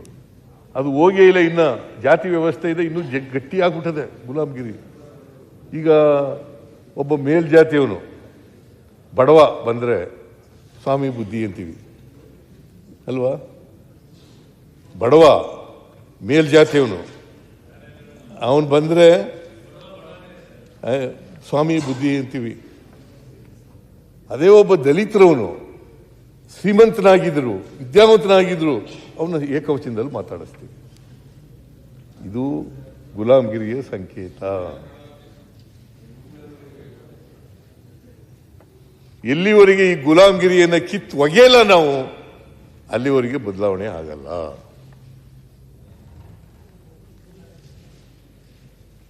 ಇದು ಮಾನ್ಯ ಅಧ್ಯಕ್ಷರ, ಅದಕ್ಕೋಸ್ಕರನೇ ಜಾತಿ ಹೋಗಿಲ್ಲ. ಇನ್ನ ಜಾತಿ ಹೋಗದೇನೆ ಸಮಾನತೆ ಬರಲ್ಲ. ಎಲ್ಲರಿಗೂ ಆರ್ಥಿಕವಾಗಿ, ಸಾಮಾಜಿಕವಾಗಿ ಸ್ವಾತಂತ್ರ್ಯ ಸಿಕ್ಕದೇನೆ ಬದಲಾವಣೆ ಆಗಲ್ಲ. ಇದಕ್ಕೋಸ್ಕರನೇ ನಾವು ಗ್ಯಾರಂಟಿ ಯೋಜನೆಗಳನ್ನು ಮಾಡಿರ್ತಕ್ಕಂಥದ್ದು, ಅಸಮಾನತೆಯನ್ನು ಹೋಗ್ಲಾಡಿಸಿ. ಅದರಿಂದ ಬಹಳ ಲಘುವಾಗಿ ಮಾತಾಡ್ತಕ್ಕಂಥದ್ದು ಅವೆಲ್ಲ ಬಿಟ್ಬಿಡಿ ಇನ್ಮೇಲೆ, ಕನಿಷ್ಠ ಪಕ್ಷ. ಈಗ ಶಕ್ತಿ ಯೋಜನೆಯನ್ನು ಮಾಡಿದ್ದೀವಿ. ಶಕ್ತಿ ಯೋಜನೆ ಮಾಡಿದ್ದೀವಿ. ಹಣೆ ಬರಹ ಬಿಟ್ಬಿಟ್ಟೆ. ನಾವೆಲ್ಲ ಅಲ್ಲಿ ಸ್ವಲ್ಪ ಬೇಗ ಬಂದ್ಬಿಟ್ರಿ ಬ್ರಹ್ಮನ ಹತ್ರ. ನಾವು ಬ್ರಹ್ಮನ ಹತ್ರ ಹೋದಾಗ ಸ್ವಲ್ಪ ಬೇಗ ಬಂದ್ಬಿಟ್ರಿ. ನೀವು ಅಲ್ಲೇ ಕೂತ್ಕೊಂಡು ಕರೆಕ್ಟಾಗಿ 5 ವರ್ಷ ಎಲ್ಲ ಕರೆಕ್ಟಾಗಿ ಬರ್ಸ್ಕೊಂಬಂದ್ಬಿಟ್ಟಿದ್ದೀರಾ. ಕರೆಕ್ಟಾಗಿ ಎಷ್ಟೆಷ್ಟು ವರ್ಷ ಬೇಕೋ ಅಷ್ಟು ವರ್ಷ ಕರೆಕ್ಟಾಗಿ ಬರ್ಕೊಂಬಂದ್ಬಿಟ್ಟಿದ್ದೀರಾ. ಹಂಗೆ ನೀವು ಪೂರ್ತಿ ನಿಂತು ಬ್ರಹ್ಮನ ಹತ್ರ ಕರೆಕ್ಟಾಗಿ ಬರೆಯಪ್ಪ ಅಂತ ಹೇಳಿ ಬರ್ಸ್ಕೊಂಬಂದ್ಬಿಟ್ಟಿದ್ದೀರಾ. ಅದಕ್ಕೆ ಕರೆಕ್ಟ್ ನೋಡಿ, ಎಲ್ಲ ದಾಖಲೆಗಳು ಮುರಿತಾ ಇದ್ದೀರಲ್ಲ. ಯಾರಾದ್ರೂ ಮುರಿತಾರ? ಜಾತಿ ಏನಾನ ಅಡ್ಡ ಬಂತ ನಿಮ್ಗೆ? ಏನು ಅಡ್ಡ ಬರಲಿಲ್ಲ. ಜಾತಿನೂ ಅಡ್ಡ ಬರಲಿಲ್ಲ, ಏನೂ ಅಡ್ಡ ಬರಲಿಲ್ಲ. ಕರೆಕ್ಟಾಗಿ ಕರೆಕ್ಟ್ ಟೈಮ್ಗೆ ಎಲ್ಲೆಲ್ಲಿ ಹೇಗೆ ಮಾಡಬೇಕು, ಯಾವ್ದು ಯಾರನ್ನ ಮೇಲೆತ್ತಬೇಕು, ಯಾರನ್ನ ತುಳಿಬೇಕು, ನೀಟಾಗಿ ಎಲ್ಲ ಸಿಸ್ಟಮ್ಯಾಟಿಕ್ ಆಗಿ ಮಾಡಿದ್ದೀರಾ. ಅದಕ್ಕೆ ನಿಮ್ಮ ಬ್ರಹ್ಮ ಕರೆಕ್ಟಾಗಿ ಬರ್ಸ್ಕೊಂಬಂದಿದ್ದೀರ. ನಾವು ಬರ್ಸ್ಕೊಂಬಂದಿಲ್ಲ ಅಷ್ಟೇ. ಮಾನ್ಯ ಅಧ್ಯಕ್ಷರೇ, ನಾನು ಹಣೆ ಬರಹದಲ್ಲಿ ನಂಬಿಕೆ ಇಟ್ಕೊಂಡಿಲ್ಲ. ಯಾರು ಬರೆದಿರೋ ಬ್ರಹ್ಮ ಬರೆದಿದ್ದಾರೆ. ಈಗ ನಮ್ಮ ಮನೆಯಲ್ಲಿ 6 ಜನ ಮಕ್ಕಳು ನಾವು. ನಮ್ಮ ಅಪ್ಪನಿಗೆ, ನಮ್ಮಪ್ಪ ಅವಿದ್ಯಾವಂತ, ನಮ್ಮವ್ವ ಅವಿದ್ಯಾವಂತೆ. ಅವ್ರು ಯಾರು ಓದಿರಲಿಲ್ಲ. ನಾವು ಒಬ್ಬನೇ ಮನೇಲಿ, ನಮ್ಮ ಅಣ್ಣ 4ನೇ ತರಗತಿವರೆಗೆ ಓದಿದ್ದ. ಇನ್ನು ಉಳಿದವರೆಲ್ಲ ಯಾರು ಹೋಗ್ಲೇ ಇಲ್ಲ, ಶಾಲೆಗೆ ಹೋಗ್ಲಿಲ್ಲ. ನಾನೊಬ್ಬನಿಗೆ ಬರೆದು ಬಿಟ್ಟಿದ್ದ ಬ್ರಹ್ಮ, ನೀವೊಬ್ಬ ಓದು ಅಂತ. ನೀವು ಮುಖ್ಯಮಂತ್ರಿ ಹೇಗಾಗ್ತೀರಿ ಸರ್? ಕಾಂಗ್ರೆಸ್ ಅಲ್ಲಿ ಬಂದು ಸರ್ 10 ವರ್ಷಕ್ಕೆ ನೀವು ಏನ್ ಸರ್ ವಿರೋಧ ಪಕ್ಷದ ನಾಯಕರು 2 ಬಾರಿ ಆದ್ರಿ, 2 ಬಾರಿ ಮುಖ್ಯಮಂತ್ರಿ ಆದ್ರಿ. ನಿಮ್ಮಲ್ಲಿ ಭಾಗ್ಯ ಇತ್ತು, ಆದ್ರಿ ನೀವು ಕರ್ಮ ಸಿದ್ಧಾಂತನೇ ನಂಬಲ್ಲ ಅಂದ್ರೆ ಹೇಗೆ ಸರ್? ಅದು ಡೆಸ್ಟಿನಿ ಸರ್. ಬಸವಣ್ಣ ಹೇಳಿದ್ದು ನಾನು ಹೇಳಿರೋದಲ್ಲ. ನೀ ಬಸವಣ್ಣ ನಂಬ್ತೀಯ ಇಲ್ವೋ? ನಾನ್ ಬಸವಣ್ಣನ ನಂಬ್ತೀನಿ, ನಿಮ್ಮನ್ನು ನಂಬ್ತೀನಿ. ಅಲ್ಲ ಬಸವಣ್ಣನು ನಂಬ್ತೀನಿ, ನಿಮ್ಮನ್ನು ನಂಬ್ತೀನಿ. ಆಯ್ತಪ್ಪ, ಬಸವಣ್ಣ ನಂಬೋದಾದ್ರೆ ಕರ್ಮ ಸಿದ್ಧಾಂತನ ತಿರಸ್ಕಾರ ಮಾಡಬೇಕು. ಬಸವಣ್ಣ ವಿಚಾರ ನಂಬೋದಾದ್ರೆ ಕರ್ಮ ಸಿದ್ಧಾಂತವನ್ನ ತಿರಸ್ಕಾರ ಮಾಡಬೇಕು. ನಂಬ್ಕತೀನಿ, ಕರ್ಮ ಸಿದ್ಧಾಂತನು ನಂಬ್ಕತೀನಿ ಅಂದ್ರೆ ಹೆಂಗೆ?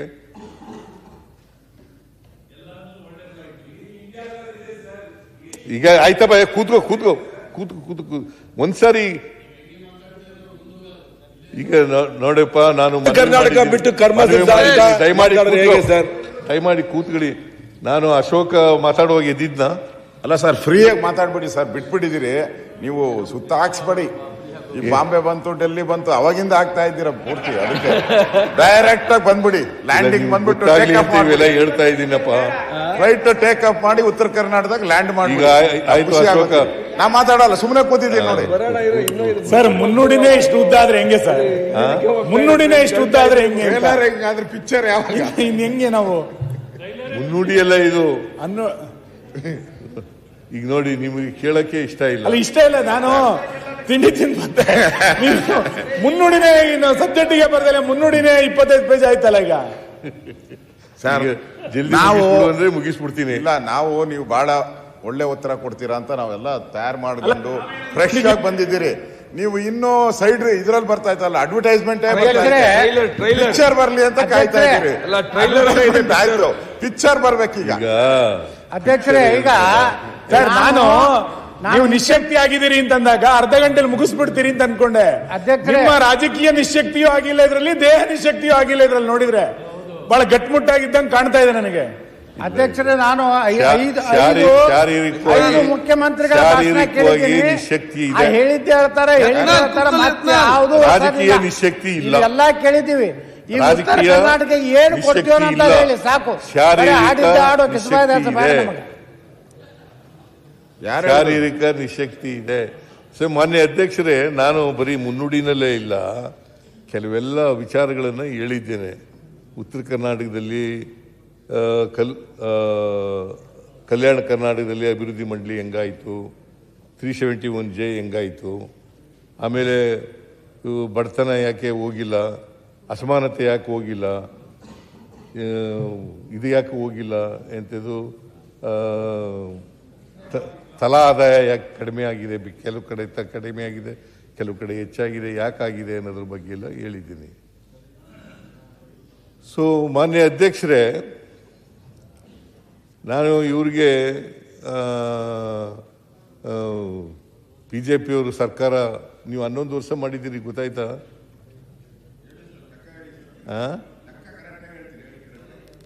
ಯಾಕೆ ಹೇಳಿದ್ನಲ್ಲಯ್ಯ?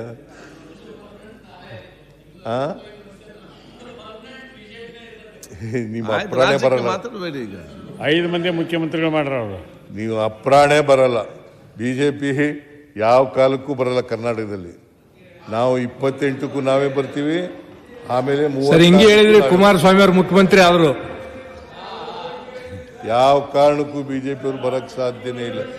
ಯಡಿಯೂರಪ್ಪನವ್ರಿಗೆ ಸದಾ ಹೇಳ್ತಾ ಇದ್ರಿ, ಯಡಿಯೂರಪ್ಪನವ್ರ ಅಪೋಸಿಷನ್ ಲೀಡರ್ ಇದ್ರು, ಯಾವತ್ತು ನೀವು ಮುಖ್ಯಮಂತ್ರಿ ಆಗಲ್ಲ. ಯಡಿಯೂರಪ್ಪ 5 ವರ್ಷ ತುಂಬಕ್ ಬಿಡ್ಲೇ ಇಲ್ಲ. ನೀವು 5 ವರ್ಷ ತುಂಬಿಸಕ್ ಹಂಗೆ ಹೇಳಿದ್ರಿ. ಕುಮಾರಣ್ಣ ಅವ್ರ ಮುಖ್ಯಮಂತ್ರಿ 5 ವರ್ಷ ತುಂಬಕ್ ಬಿಡ್ಲೇ ಇಲ್ಲ ನೀವು.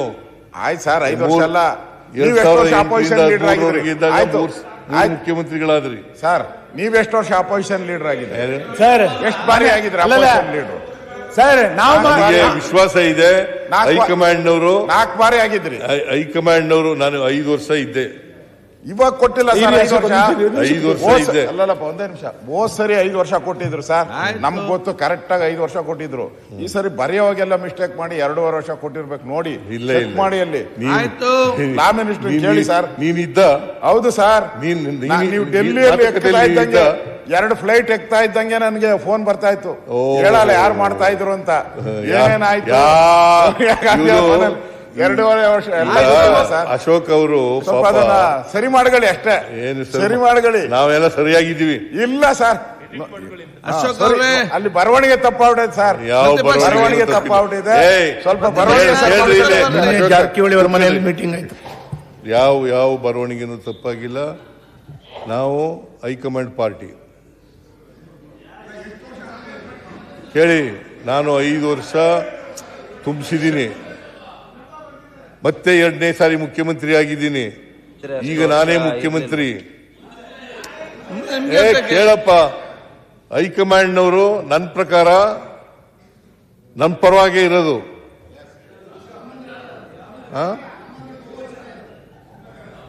ಆಯ್ತಪ್ಪ, ಹೈಕಮಾಂಡ್ನವರು ಏನ್ ತೀರ್ಮಾನ ಮಾಡ್ತಾರೆ ಅದ್ರ ಪ್ರಕಾರ ನಡ್ಕೊಳ್ಳೋದು ನಾವು. ಇವೇ ಸಮಸ್ಯೆ ಸರ್. ಇಲ್ಲೇ ಸಮಸ್ಯೆ ಇರೋದು. ಎಲ್ಲೂ ಸಮಸ್ಯೆ ಇಲ್ಲ. ಅದೇ ಜಾತಕದಲ್ಲಿ ಸಮಸ್ಯೆ ಇದೆ. ಸಮಸ್ಯೆ ಸರಿ ಇಲ್ಲ, ಜಾತಕನೇ ಸರಿ ಇಲ್ಲ. ಸರ್ ಒಂದ್ ನಿಮಿಷ ಸರ್. ಮೊದಲು ಅಂದ್ರೆ ನೀವು ಹೆಂಗೆ ಬದಲಾಗ್ತಾ ಇದ್ದೀರಿ ಅಂತ ಒಂದೇ ನಿಮಿಷ. ಮೊದಲು ನಾನೇ ಮುಖ್ಯಮಂತ್ರಿ ಅಂದ್ರಿ, ಆಮೇಲೆ ಹೈಕಮಾಂಡ್ ನಿರ್ಧಾರ ಮಾಡೋದಲ್ಲ ಶಾಸಕರು ನಿರ್ಧಾರ ಮಾಡೋದು ಅಂದ್ರಿ, ಈಗ ನಾವು ಅಂತಂದ್ರಿ, ನಾನೇ ಇಂದ ನಾವು ಬಂದ್ರಿ, ಶಾಸಕರಿಂದ ಹೈಕಮಾಂಡಿಗೆ ಬಂದ್ರಿ. ಒಂದು ಕೋಳಿ ಸಾಲ ಬದಲಾವಣೆ ಮಾಡ್ತಾರೆ. ನಿಮ್ಮ ಹೈಕಮಾಂಡ್ ಒಂದು ಕೋಳಿ ಸಾಲ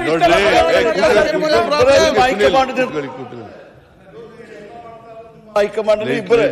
ಲೆಜಿಸ್ಲೇಟಿವ್ ಪಾರ್ಟಿನಲ್ಲಿ ಮೊದಲು ಜನ ಆಶೀರ್ವಾದ ಮಾಡಬೇಕು, ಅವ್ರಿಗೆ ಉತ್ತರ ಕೊಡ್ಬೇಕಂದಲ್ಲ ಸರ್. ಆಮೇಲೆ ಲೆಜಿಸ್ಲೇಟಿವ್ ಪಾರ್ಟಿ ಮೀಟಿಂಗ್ನಲ್ಲಿ ಶಾಸಕರ ಆಯ್ಕೆ ಮಾಡಬೇಕು, ಆಮೇಲೆ ಹೈಕಮಾಂಡ್ನವ್ರು ತೀರ್ಮಾನ ಮಾಡಬೇಕು. ಹೇಳಿದಿನ ಹೊರತು ನಾನು ಬೇರೆ ಏನೂ ಹೇಳಿಲ್ಲ. ಈಗಲೂ ನಾನೇ ಮುಖ್ಯಮಂತ್ರಿ, ಹೈಕಮಾಂಡ್ನವ್ರು ತೀರ್ಮಾನ ಮಾಡಿದ್ರು ನಾನೇ ಮುಖ್ಯಮಂತ್ರಿ. ಸರ್ ಮೊದಲು ಮಾಡಿಲ್ವೇನ್ ಸರ್? ನೀವು 5 ವರ್ಷಕ್ಕೆ ಎಲೆಕ್ಟ್ ನಿಮ್ಗೆ ಯಾಕೆ ನಿಮ್ಮನ್ನ 5 ವರ್ಷ ಎಲೆಕ್ಟ್ ಮಾಡಿರೋದು. ಈಗ ಅರ್ಜೆಂಟ್ ಈಗ ಉತ್ತರ ಕರ್ನಾಟಕ 5 ವರ್ಷಕ್ಕೆ ಎಲೆಕ್ಟ್ ಮಾಡಿರೋದು. ಪ್ರತಿಪಕ್ಷ ನಾಯಕರೇ, 5 ವರ್ಷಕ್ಕೆ ಎಲೆಕ್ಟ್ ಪ್ರತಿಪಕ್ಷ ನಾಯಕರೇ ಕರೆಕ್ಟ್ ಇಲ್ಲ ಹೇಳಿ. ಪ್ರತಿಪಕ್ಷ ನಾಯಕರೇ 2.5 ವರ್ಷಕ್ಕೂ ಪ್ರತಿಪಕ್ಷ ನೀವು ಉತ್ತರ ಕರ್ನಾಟಕ 2.5 ವರ್ಷ ಅಂತ ಹೇಳೇ ಇಲ್ಲ. ನಿಮ್ಗೆ ಯಾಕೆ 2.5 ವರ್ಷ ಅಂತ ಹೇಳಿಲ್ಲ. ಉತ್ತರ ಕರ್ನಾಟಕ ಸ್ವಲ್ಪ ಸಮಾಧಾನ, ಸ್ವಲ್ಪ ಉತ್ತರ ಕರ್ನಾಟಕ 2.5 ವರ್ಷ ಅಂತ ಇಲ್ಲ. ತೀರ್ಮಾನ ಬರಬೇಡಿ, ನನ್ನ ಪರವಾಗಿರಿ. ನಾವು ಅಧ್ಯಕ್ಷರ ಇವ್ರು ಯಾರು ಕೇಳಲಿಕ್ಕೆ? ಶಾಸಕಾಂಗ ಪಕ್ಷ ಏನ್ ಸಂಬಂಧ? ಉತ್ತರ ಕರ್ನಾಟಕದ ಬಗ್ಗೆ ಗಂಭೀರವಾಗಿ ಚರ್ಚೆ ಇದೆ ನೋಡಿ. ಅಶೋಕ್ ಅವರ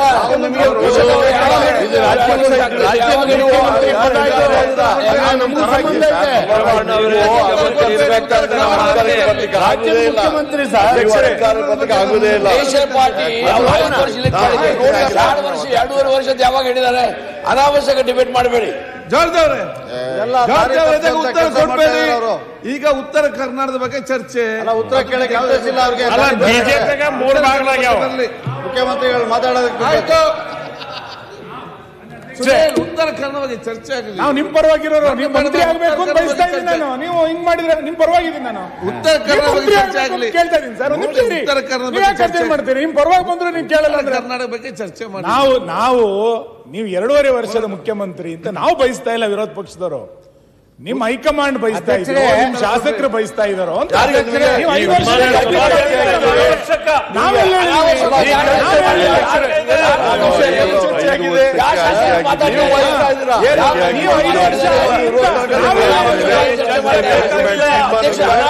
ಚರ್ಚೆ ಮಾಡ್ಲಿಕ್ಕೆ ಮಾಡ್ತಾ ಇದ್ದಾರೆ. ಮಾನ್ಯ ಅಧ್ಯಕ್ಷರೇ, ನಾನು ಅವ್ರಿಗೆಲ್ಲ ಉತ್ತರ ಕೊಡಕ್ ಹೋಗಲ್ಲ. ಇದು ನಮ್ಮ ಪಾರ್ಟಿ ವಿಚಾರ, ನಮ್ಮ ಸರ್ಕಾರದ ವಿಚಾರ. ಸರ್ಕಾರ ಅಲ್ಲ, ನಮ್ಮ ಪಾರ್ಟಿ. ನಾವು ಹೈಕಮಾಂಡ್ ಹೇಳಿದಾಗ ಮಾಡ್ತೀವಿ, ಅದು ಬೇರೆ ವಿಚಾರ. ಬಟ್ ಈಗ ನಾನೇ ಮುಖ್ಯಮಂತ್ರಿ. ಅಧ್ಯಕ್ಷರೇ 2.5 ವರ್ಷ ಆಗಿದೆ, ನಾನೇ ಮುಖ್ಯಮಂತ್ರಿ. ಮುಂದೆನೂ ನಾನೇ ಇರ್ತೀನಿ. ಮುಂದೆನೂ ನಾನೇ ಇರ್ತೀನಿ. ಅದೇ ಬೇಕಾಗಿರೋದು ಸರ್. ಈಗ ಅಧ್ಯಕ್ಷರೇ, ನಿನ್ ಭಾಷಣ ಎಲ್ಲ ಕೇಳಿದ್ದೀನಿ ಅಶೋಕ್. ಸನ್ಮಾನ್ಯ ಅಶೋಕ್ ಎಲ್ಲ ಕೇಳಿದ್ದೀನಿ ಅಧ್ಯಕ್ಷರೇ. ಅವೆಲ್ಲ ಈಗ ಮತ್ತೆ ಮಾತಾಡಕ್ ಹೋಗಲ್ಲ. ಅಧ್ಯಕ್ಷರೇ ಸರ್, ನಂದು ಪ್ರಾಮಾಣಿಕ ಕಳಕಳಿ ಏನು ಅಂತ ಅಧ್ಯಕ್ಷರೇ, ಉತ್ತರ ಕರ್ನಾಟಕ ಒಂದು ನಿಮಿಷ, ನೀವು ಉತ್ತರ ಕರ್ನಾಟಕದ ಬಗ್ಗೆ ಇವತ್ತೆಲ್ಲ ಇದು ಅನೌನ್ಸ್ ಮಾಡ್ತಿರಲ್ಲ, ಈಗ ಇದನ್ನ ಅನುಷ್ಠಾನಕ್ಕೆ ತರಕ್ಕೂ ನೀವೇ ಇರಬೇಕು ಅಂತ. ಅಧ್ಯಕ್ಷರೇ ಅಷ್ಟೇ. ಪರವಾಗಿರೋರು ನೀವು ಅದನ್ನ ಅರ್ಥನೇ ಮಾಡ್ಕೊತಾ ಇಲ್ಲಲ್ಲ. ನಾನೇ ಇರ್ತೀನಿ ಅಷ್ಟೇ ಹೇಳಿ. ಈಗ ಅಧ್ಯಕ್ಷರೇ, ತಿರುಗಿ ಏನ್ ನೋಡ್ತೀರಿ? ಅಧ್ಯಕ್ಷರೇ, ನಾನು ಈಗ ನಾವು ನಿಮ್ ಪರ ಇರೋರು ಸರ್. ನೀವ್ ಯಾಕೆ ಆಯ್ತು, ನೀನ್ ಈಗ ಕೂತ್ಕೊಳ್ಳಿಗೆ ನೀವು ಕೂತ್ಕೊಳ್ಳಪ್ಪ. ಮುನಿರ ಕೂತ್ಕೊ. ಇಲ್ಲ ಇಲ್ಲ ಇಲ್ಲ, ಮಾತು ಕೇಳಬೇಕು. ಮುನಿರತ್ನ ಅವರೇ, ಈಲ್ಡಾಗದ್ರೆ ನೀವು ಮಾತಾಡಬೇಡಿ. ಯಾಕೆ ಮಾತಾಡ್ತೀವಿ? ನಾನು ಏನ್ ಹೇಳ್ತೀನಿ,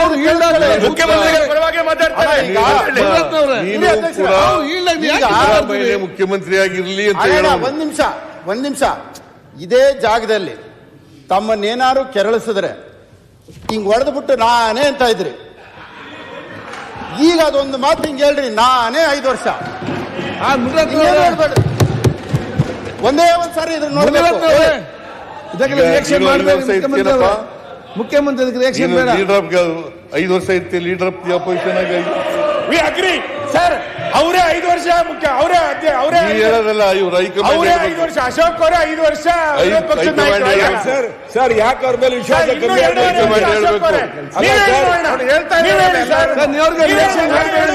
ಮುಖ್ಯಮಂತ್ರಿ ಅವರು ಯಾರು ಹೇಳ್ತಾ ಇಲ್ಲ ಸರ್. ನೀವ್ ಹೇಳಿ ನೋಡೋಣ. ಪಾಪ ಯಡಿಯೂರಪ್ಪನು ಹೇಳ್ತಾ ಇದ್ರು 5 ವರ್ಷ ನಾನೇ ಮುಖ್ಯಮಂತ್ರಿ ಅಂತ ಇದ್ರ.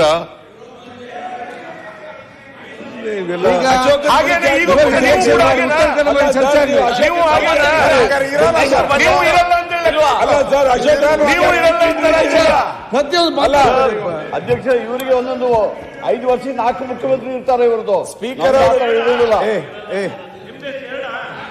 ನಮ್ದು 2 ಇಲ್ಲ. ರಿಯಾಕ್ಷನ್ ಆಯ್ತು ಮಾನ್ಯ ಅಧ್ಯಕ್ಷರೇ,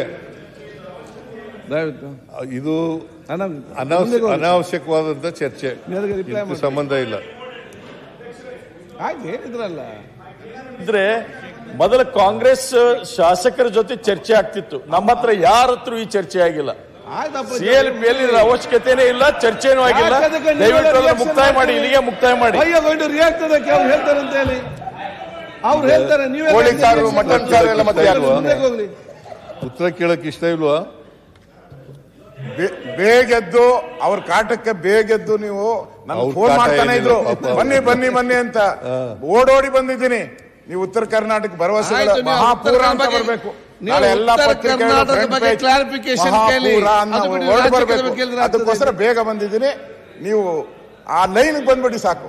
ಕೇಂದ್ರ ಸರ್ಕಾರ ಒಪ್ಪಬೇಕು, ಅದಕ್ಕೆ ಬರ್ತಾ ಇದ್ದೀರಾ, ಅಲ್ಲಿ ಬಂದ್ಬಿಡಿ. ನಮಗೆ ಯಾರು ಕೂಡ ನಿರ್ದೇಶನ ಕೊಡೋರು ಯಾರು ಇಲ್ಲ. ಇವ್ರಿಗೆ ಪಾಪ ನಿರ್ದೇಶನ ಕೊಡೋರು ಇದ್ದಾರೆ. ಅವ್ರ ನಿರ್ದೇಶನದಂತೆ ಕೆಲಸ ಮಾಡ್ಬೇಕು, ಇವ್ರು ಆಕ್ಟ್ ಮಾಡ್ಬೇಕು. ನಮಗೆ ನಾವೇ ನಿರ್ದೇಶಕರು, ನಾವೇ ಪ್ರೊಡ್ಯೂಸರು, ನಾವೇ ಆಗ್ತೇವೆ. ಅದು RSSದಿಂದ ಬರ್ಬೇಕು ನಿರ್ದೇಶನ. ಹೈಕಮಾಂಡ್ ಹೇಳ್ಬೇಕು ಅಂತ ಹೇಳ್ತಿರಲ್ಲ, ಹೈಕಮಾಂಡ್ ಹೇಳ್ಬೇಕು ಅಂತ ಹೇಳ್ತಿರಲ್ಲ. ಅದು ಮಾನ್ಯ ಅಧ್ಯಕ್ಷರೇ, ಈಗ ವಿಷಯಕ್ಕೆ ಬಂದ್ಬಿಡ್ತೀನಿ. ಎಲ್ಲ ನೀ ಸ್ಕ್ರೀನ್ ಪ್ಲೇ ಎಲ್ಲ ಹೇಳುವಂತದ್ದು ಉತ್ತರ ಕರ್ನಾಟಕದ ಬಗ್ಗೆ ಕ್ಲಾರಿಫಿಕೇಶನ್ ಕೇಳಿ, ಅಭಿವೃದ್ಧಿ ಬಗ್ಗೆ. ನಿಮ್ಗೆ ರಾಜ್ಯದ ಬಗ್ಗೆ ಯಾಕೆ ಕ್ಲಾರಿಫಿಕೇಶನ್? ಅಧ್ಯಕ್ಷರೇ, ನಾವು ಉತ್ತರ ಕರ್ನಾಟಕ ಏನ್ ಮಾಡ್ತೀವಿ ಅನ್ನೋಂಥದ್ದು ಹೇಳ್ಬೇಕು ಬಿಟ್ಟು ಹಳಿ ಕತ್ತಿ ಅದು ಹೇಳಿದ್ದೆ ಹೇಳ್ತಾರ, ಅಧ್ಯಕ್ಷರೇ ಹಾಡಿದ್ದೆ ಹಾಡ್ತಾರ, ಹಾಡಿದ್ದೆ ಡ್ಯಾಶ್ ಡ್ಯಾಶ್ ಡ್ಯಾಶ್ ಅಂತೇಳಿ ಸುಮ್ಮ ಇಲ್ಲ ಹೇಳ್ರಿ. ಬರೇ ಗೋವಿಂದರಾವ್ ವರದಿ ಅದಕ್ಕಿಂತ ಮುಂಚೆ ಯತ್ನಾಳ್ ಅವರಲ್ಲಿ ಕೇಳಿ ನೋಡ್ರಿ ಅಧ್ಯಕ್ಷರೇ, ಅವರು ಮುಖ್ಯಮಂತ್ರಿ ಮುಂದುವರಿದ ಅವ್ರಿಗೆ ಬಿಟ್ಟಿದ್ದು. ಪಾಪ ಈ ಕಡೆ ಅವ್ರು ತಮ್ಮ ಅಧ್ಯಕ್ಷರು ಯಾರು ಅನ್ನೋದು ಇನ್ನ ಪಕ್ಕ ಇಲ್ಲ. ನೋಡಿ ಯತ್ನಾಳ್ ಅವ್ರು ಕೇಳಿ. ಇವತ್ತಿನೆಲ್ಲ ಉತ್ತರ ಬರೆಯೊಂದು ಅಭಿವೃದ್ಧಿ ಉತ್ತರ ಮಾತ್ರ ಅಲ್ಲ, ಇತಿಹಾಸ ಜೀವನ ಎಲ್ಲ ವಿಚಾರಗಳು ಯುವ ಶಾಸಕರಿದೆ. ನಾನು ಅಧ್ಯಕ್ಷರೇ ಉತ್ತರ ಆಗ್ತದೆ, ಕೇಳಿ ಸ್ವಲ್ಪ. ಸಿದ್ದರಾಮಯ್ಯ ಮುಖ್ಯಮಂತ್ರಿ ಇರ್ತಾರಲ್ಲ ಅವ್ರಿಗೆ ಸಿದ್ದರಾಮಯ್ಯನವರ ಮುಖ್ಯಮಂತ್ರಿಗಳ 5 ಸಲ ಮಾಹಿತಿ ಬಂತು, ಏನೆಲ್ಲ ಮಾಹಿತಿ ಬಂತು. 5 ಸಲ ತಗೊಳ್ಳಿ. ಬೇರೆ ಉತ್ತರ ಕರ್ನಾಟಕದ ಇವಾಗ ಭಾಷಣ ಕೇಳಿದ್ವಿ. ಅದೇ ನಂಜುಂಡಪ್ಪನ ಹೇಳ್ಯಾರ, ಅದೇ ಗೋವಿಂದರಾವ್ ಹೇಳ್ಯಾರ, ಅದೇ ಹೈದರಾಬಾದ್ ಕರ್ನಾಟಕ ಬಿಟ್ಟು ಎಷ್ಟು ಹಣ ಕೊಡ್ತೀವಿ, ಮುಂಬೈ ಕರ್ನಾಟಕ ಅಭಿವೃದ್ಧಿ ಮಾಡ್ತೀನಿ ಯಾವುದೂ ಇಲ್ಲ. ಬರೇ ಹಳಿ 2 ಗಂಟೆ ಅಂತ ಹೇಳಿದ್ರೆ, ಹಳಿ ಪಾಯ್ಲ 2 ಗಂಟೆ ಅಂತ ಹೇಳಿದ್ರೆ 1.5 ಗಂಟೆ ಆಯ್ತು. ಹೋಗ್ಬೇಕು ನೀವು ಪ್ರತಿಪಕ್ಷ ಈಗ ಅಧ್ಯಕ್ಷರೇ, ಇವರು ಗೋವಿಂದರಾವ್ ಕಮಿಟಿಯವರು ಎಷ್ಟು ಮೀಟಿಂಗ್ ಮಾಡ್ಯಾರ, ಏನೇನು ಮಧ್ಯಂತರ ಯಾವುದೂ ಇಲ್ಲ. ಮುಖ್ಯಮಂತ್ರಿಗಳು ಬರೇ ಗ್ಯಾರಂಟಿ ಯೋಜನೆಗಳ ಬಗ್ಗೆ ಮಾತಾಡ್ತಾ ಇದ್ದೆ. ಯತ್ನಾಳ್ ಅವರೇ, ನೀವು ಈ ರೀತಿ ಮಾತಾಡಿ ಅದೇ ಹೇಳ್ತಾರೆ, ನೀರಾವರಿಗೆ ಹಣ ಕೊಡ್ತಾರೆ. ಯಾಕೆ ನೀವು ಕೂತ್ಕೊಳ್ಳಿ ಸ್ವಲ್ಪ. ಹಣ ಬಿಡುಗಡೆ ಮಾಡೋದ್ ಬಗ್ಗೆ ಹೇಳಿ, ಊರದ ಕತ್ತಿ ಬೇಡ ನಮಗೆ. ಮಾನ್ಯ ಅಧ್ಯಕ್ಷರೇ, ಗೃಹಲಕ್ಷ್ಮಿ ರಾಜ್ಯದಲ್ಲಿ 1,24,543 ಫಲಾನುಭವಿಗಳಿರ್ತಕ್ಕಂಥದ್ದು.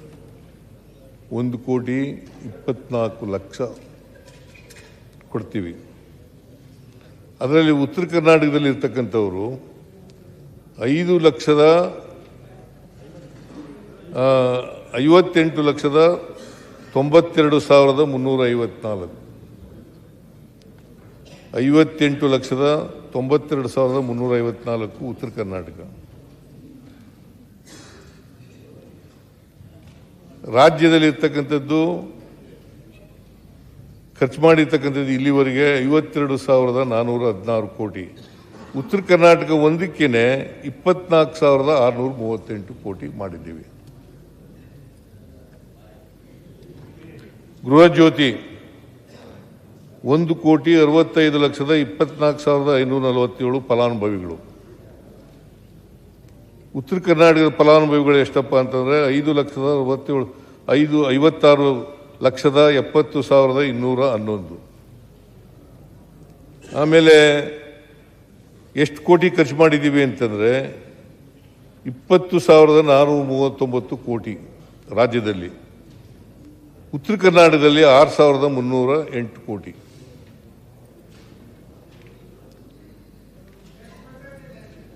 ಇದು ಅಕ್ಟೋಬರ್ ಅಂತ್ಯದ ಅಧ್ಯಕ್ಷರೇ 20,000 ಕೋಟಿಯಲ್ಲಿ ಬರೀ 6,000 ಕೋಟಿ ಎಷ್ಟಾಯ್ತು ಉತ್ತರ ಕರ್ನಾಟಕ?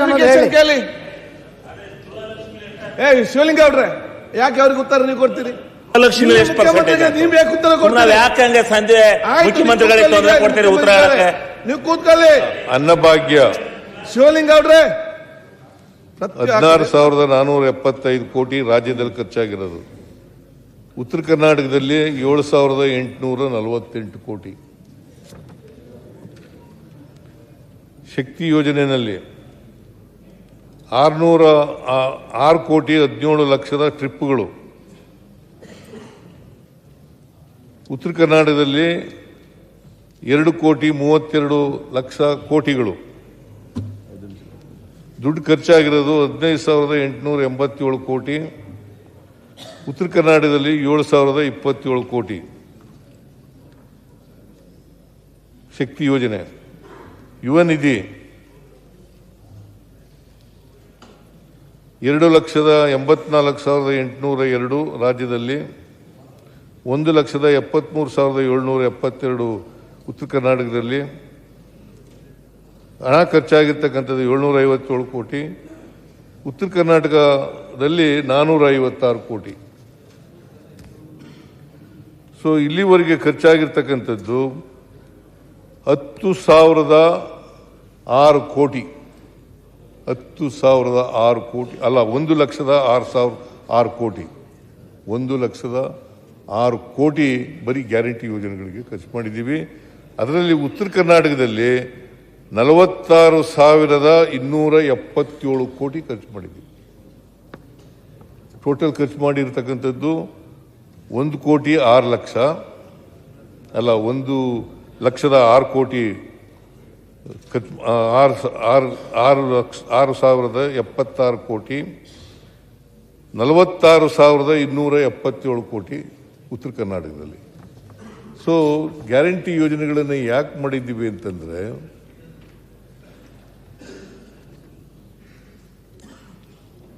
ಸುಮಾರು 43.63% ಉತ್ತರ ಕರ್ನಾಟಕದಲ್ಲಿ ಖರ್ಚು ಮಾಡಿದ್ದೀವಿ.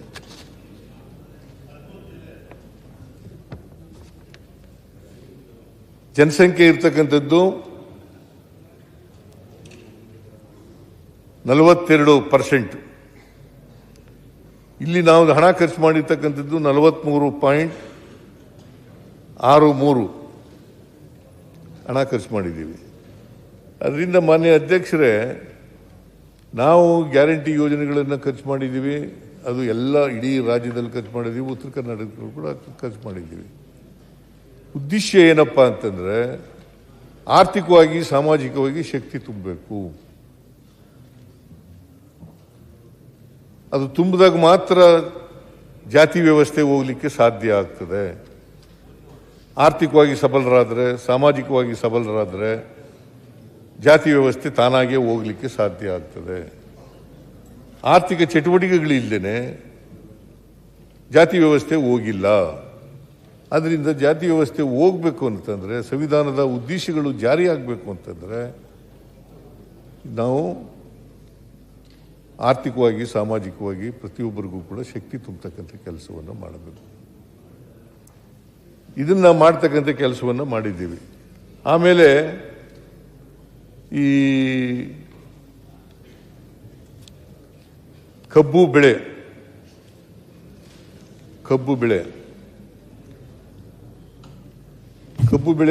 ಕಬ್ಬು ಈ ವರ್ಷದ ಕಬ್ಬು ಸುಮಾರು 82 ಶುಗರ್ ಫ್ಯಾಕ್ಟರಿಗಳಿದ್ದಾವೆ ಕರ್ನಾಟಕದಲ್ಲಿ. ಅದರಲ್ಲಿ ಒಂದೇ ಒಂದು ಸರ್ಕಾರಿ ಸ್ವಾಮ್ಯದ ಶುಗರ್ ಫ್ಯಾಕ್ಟರಿ ಇರ್ತಕ್ಕಂಥ 11 ಕೋಆಪರೇಟಿವ್ ಶುಗರ್ ಫ್ಯಾಕ್ಟರಿಗಳಿದ್ದಾವೆ. ಇನ್ನು ಉಳಿದವು ಅವೆಲ್ಲವೂ ಕೂಡ ಖಾಸಗಿ ಶುಗರ್ ಫ್ಯಾಕ್ಟರಿಗಳು.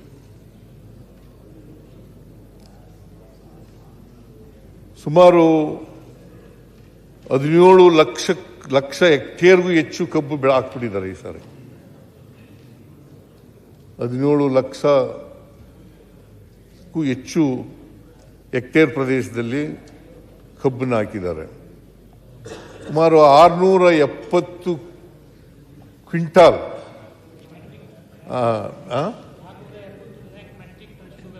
Metric ton sugar. ಆಮೇಲೆ ಶುಗರ್ ಅಲ್ಲಪ್ಪ, ಕಬ್ಬು ಶುಗರ್ ಅಲ್ಲ, ಕಬ್ಬು ಬರೀ 53 ಲಕ್ಷದ ಟನ್ಗಳು. ಕಬ್ಬು 670 ಮೆಟ್ರಿಕ್ ಟನ್ ಬರ್ತದೆ ಅಂತ ನಿರೀಕ್ಷೆ ಇದೆ. ಅಧ್ಯಕ್ಷರೇ, ಮುಖ್ಯಮಂತ್ರಿಗಳು ಸಂಖ್ಯೆ ಸರಿ ಇಲ್ಲ. ಇನ್ನೊಮ್ಮೆ ಬೇಕಾದ್ರೆ ನಿಮ್ಮ ಅಧಿಕಾರಿಗಳು ಕೇಳ್ಕೊಂಡು ಹೇಳಿ. ಒಂದೊಂದು ಸಕ್ಕರೆ ಕಾರ್ಖಾನೆಯಲ್ಲಿ 10-15 ಲಕ್ಷ ಟನ್ ಕ್ರಶ್ ಮಾಡ್ತಾರೆ. ನೀವು ಎಲ್ಲ ಕೂಡಿ 6,23 ಲಕ್ಷ ಮೆಟ್ರಿಕ್ ಟನ್ ಅಂದರೆ ಅದನ್ನು ಸರಿ ಕರೆಕ್ಷನ್ ಮಾಡ್ರಿ. ಪಾಪ ಸಕ್ಕರೆ ಮಂತ್ರಿಗೂ ಏನೂ ಗೊತ್ತಿಲ್ಲ. 6,70,000 ಹೆಕ್ಟೇರ್ ಲೆಕ್ಕಪತ್ರ ಏನೂ ಗೊತ್ತಿಲ್ಲ ಅಂತ ಅನ್ನಿಸ್ತದೆ. 6,70,000 ಹೆಕ್ಟೇರ್ ಕಲ್ಟಿವೇಬಲ್ ಏರಿಯಾ. ಸರ್ ಕೂತ್ಕೊಳ್ಳಿ, ನಾನು ಹೇಳ್ತೀನಿ. 6,70,00,000 ಟನ್. 6,70,00,000 ಟನ್. 670 ಲಕ್ಷ ಅಂದ್ರೆ ಎಷ್ಟು? ಅಷ್ಟೇ ಸರ್, ಅದೇ ತಾವು ಅದೇ ಹೇಳಿದ್ರಿ. ಅವ್ರು ತಪ್ಪು ಹೇಳ್ತಾರೆ. ಮಾಡೋದು ಅವರು 670 ಲಕ್ಷ ಅಂತಂದ್ರೆ 6,70,00,000.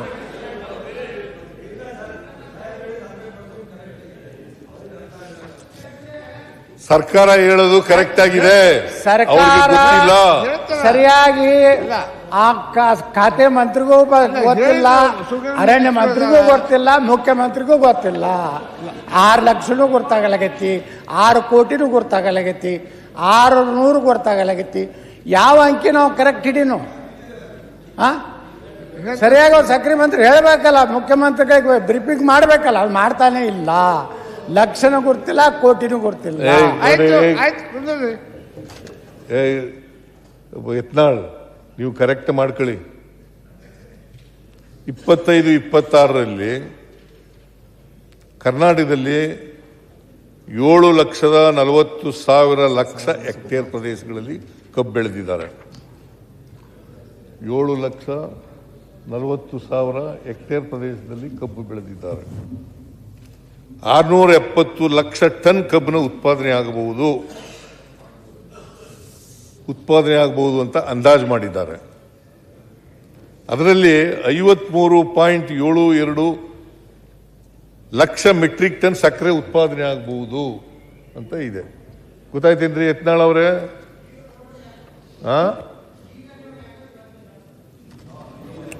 ತಪ್ಪು ಹೋಗಿತ್ತು. ಈಗ ಸ್ವಲ್ಪ ಮಾಡೋದು? ಸಾವಕಾಶವಾಗಿ ಲೆಕ್ಕ ಅಧ್ಯಕ್ಷರೇ ತಪ್ಪು ಹೇಳಕತ್ತಿದ್ರು. ಮುಖ್ಯಮಂತ್ರಿಗೆ ಸರಿಪಡಿಸ್ಲಿಕ್ಕೆ ಕೇಳಿದೆ. ಸರಿ ಮಾಡಿಸುವ. ಆಯ್ತು ಬಿಡಪ್ಪ.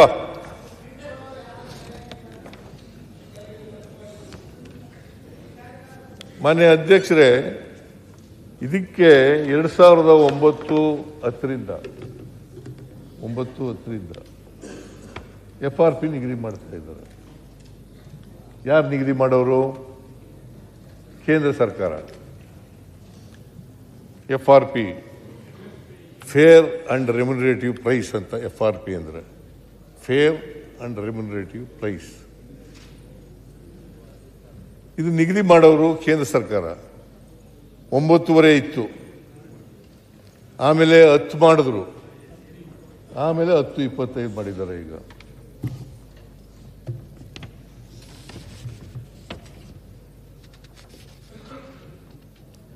ಒಂಬತ್ತುವರೆ ಎಲ್ಲಿವರೆಗಿತ್ತು ಅಂತಂದ್ರೆ 17-18ವರೆಗೂ 9.5 ಇಳುವರಿ, 9.50 ಇಳುವರಿ ಇತ್ತು. ಆಮೇಲೆ 18-19ರಲ್ಲಿ 10 ಮಾಡಿದ್ರು, ಅದು 4 ವರ್ಷ ಇತ್ತು, 10 ಇಳುವರಿ. ಆಮೇಲೆ 22-23ರಿಂದ 10.25 ಮಾಡಿದ್ರು. ಈ ವರ್ಷ 25-26ರಲ್ಲಿ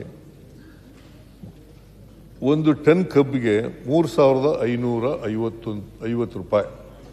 3,550 ರೂಪಾಯಿ ಅಲ್ವಾ? 3,550 ರೂಪಾಯಿ. ಅದರಲ್ಲಿ ಕಟಿಂಗ್ ಚಾರ್ಜು ಟ್ರಾನ್ಸ್ಪೋರ್ಟ್ ಸೇರ್ಕೊಂಡಿದೆ. H&T ಹಾರ್ವೆಸ್ಟಿಂಗ್ ಅಂಡ್ ಟ್ರಾನ್ಸ್ಪೋರ್ಟ್ ಎರಡೂ ಸೇರ್ಕೊಂಡಿದೆ. ಅದು ಎಷ್ಟು ರೂಪಾಯಿ ಆಗುತ್ತಪ್ಪ ಅಂತಂದ್ರೆ ಹಾರ್ವೆಸ್ಟಿಂಗ್ ಅಂತಂದ್ರೆ 800-900 ರೂಪಾಯಿ ಆಗುತ್ತೆ. ಅದ್ರ ಹೋದ್ರೆ ಕಬ್ಬಿಗೆ ಬೆಲೆ ನಿಗದಿ ಎಷ್ಟು ಮಾಡ್ತಾರೆ ಅಂತಂದ್ರೆ 2,700 ರೂಪಾಯಿ. ಅದಕ್ಕೆ ರೈತರೆಲ್ಲ ಆಕ್ರೋಶ ಆಗುತ್ತೆ. 3,550 ರೂಪಾಯಿನಲ್ಲಿ H&T ಕಳೆದ್ರೆ ಉಳಿಕೆ ಬರ್ತಕ್ಕಂಥದ್ದು 2,700 ರೂಪಾಯಿ, 7,750 ರೂಪಾಯಿ. ಅದಕ್ಕೆ ರೈತರೆಲ್ಲ ಎಲ್ಲ ಕಡೆ ಮಾಡಿದ್ರು. ಆಮೇಲೆ ನಾನು ಬೆಳಗಾವಿ DC ಹೇಳಿದ್ದೆ. ಬೆಳಗಾವಿ DC ಇವರು ಕೂಡ ಮೀಟಿಂಗ್ ಮಾಡಿ ಹೋಗಿದ್ರು. ಪಾಪ ಶಿವಾನಂದ ಅವರು ಕೂಡ ಹೋಗಿದ್ರು. ಅವರು ಕೇಳಲಿಲ್ಲ. HK ಪಾಟೀಲ್ರು ಹೋಗಿದ್ರು, ಇವರು ಹೋಗಿದ್ರು, ನಾನು ಕೂಡ ಮೀಟಿಂಗ್ ಮಾಡಿದೆ. ಆಮೇಲೆ 10.25 ಇರ್ತಕ್ಕಂಥ ಇಳುವರಿ ಇರ್ತಕ್ಕಂಥ ಕಬ್ಬಿಗೆ 3,200 ರೂಪಾಯಿ ಅಂತ ಮಾಡಿದ್ರು, minus H&T. First time in the history. ಆಮೇಲೆ 11.25 ಇರ್ತಕ್ಕಂಥವ್ರಿಗೆ ಜಾಸ್ತಿ ಮಾಡಬೇಕು ಅಂತ ಇದು ಮಾಡಿದ್ರು. ಆಮೇಲೆ ನಾನು ಮೀಟಿಂಗ್ ಮಾಡಿ ಕಬ್ಬು ಬೆಳೆಗಾರರ ಜೊತೆ ಮೀಟಿಂಗ್ ಮಾಡಿ, ಶುಗರ್ ಫ್ಯಾಕ್ಟ್ರಿಯವ್ರ ಜೊತೆ ಮೀಟಿಂಗ್ ಮಾಡಿ, ಇಡೀ ದಿನ ಮೀಟಿಂಗ್ ಮಾಡಿದೆ. ಇಡೀ ದಿನ ಮೀಟಿಂಗ್ ಮಾಡಿ 50 ರೂಪಾಯಿನ ಶುಗರ್ ಫ್ಯಾಕ್ಟ್ರಿಯವರಿಂದ ಕೊಡಬೇಕು, 50 ರೂಪಾಯಿ ಸರ್ಕಾರದಿಂದ ಕೊಡಬೇಕು ಅಂತ ತೀರ್ಮಾನ ಮಾಡಿದ್ಮೇಲೆ 3,300 ರೂಪಾಯಿ 3,300 ರೂಪಾಯಿ ತೀರ್ಮಾನ ಮಾಡಿದ್ಮೇಲೆ ಅವರು ಚಳುವಳಿಯನ್ನು ವಾಪಸ್ ತಗೊಂಡು ಜಿಲ್ಲೆವಾರು ಡಿಫರೆನ್ಸ್ ಅದ. ನಮ್ಮಲ್ಲಿ 2,950 ಚಳುವಳಿಯನ್ನು ವಾಪಸ್ ತಗೊಂಡ್ರು. ಇವರು ಬೆಂಕಿ ಉರಿತದಲ್ಲ, ಅದಕ್ಕೆ ತುಪ್ಪ ಹಾಕ್ದವ್ರು ಯಾರು? ಬಿಜೆಪಿಯವರು.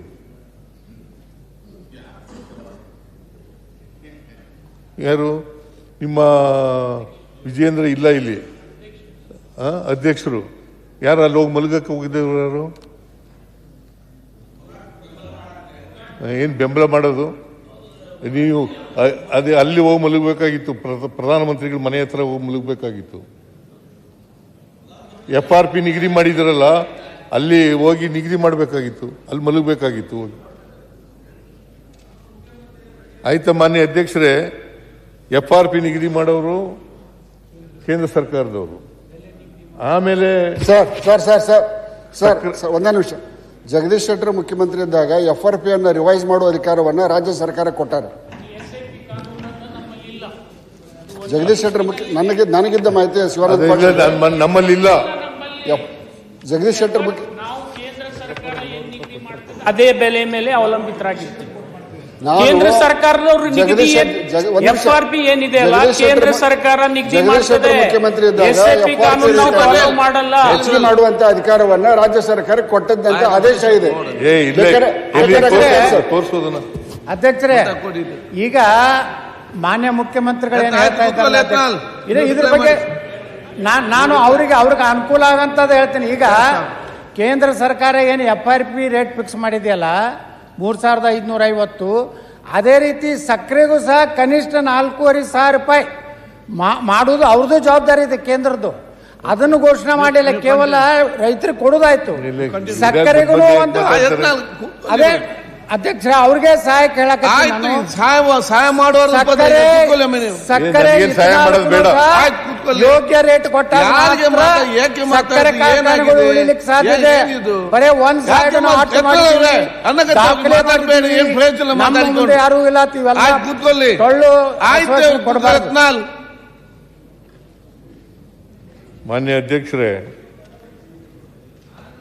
ಇದು ನಿಮಗೆ ನೋಡಿ, ನನಗೆ 2009-10ರಿಂದ ಯಾವಾಗ FRP ನಿಗದಿ ಆಯಿತು, ಮನಮೋಹನ್ ಸಿಂಗ್ರಿದ್ರು 9-10ರಲ್ಲಿ ಅವರು FRP ನಿಗದಿ ಮಾಡಿದ್ದು,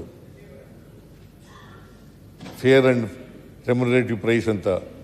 ಆಗ 487 ಕೋಟಿ ಕೊಟ್ಟಿದ್ರು, ಹೆಚ್ಚಾಗಿ 487 ಕೋಟಿ. 2010-11 1,391 ರೂಪಾಯಿ ನಿಗದಿಯಾಗಿತ್ತು. 2011-12 1,450 ರೂಪಾಯಿ ನಿಗದಿಯಾಗಿತ್ತು. 12-13 1,700 ರೂಪಾಯಿ ನಿಗದಿಯಾಗಿತ್ತು. 12-13 2,100 ರೂಪಾಯಿ ನಿಗದಿಯಾಗಿತ್ತು.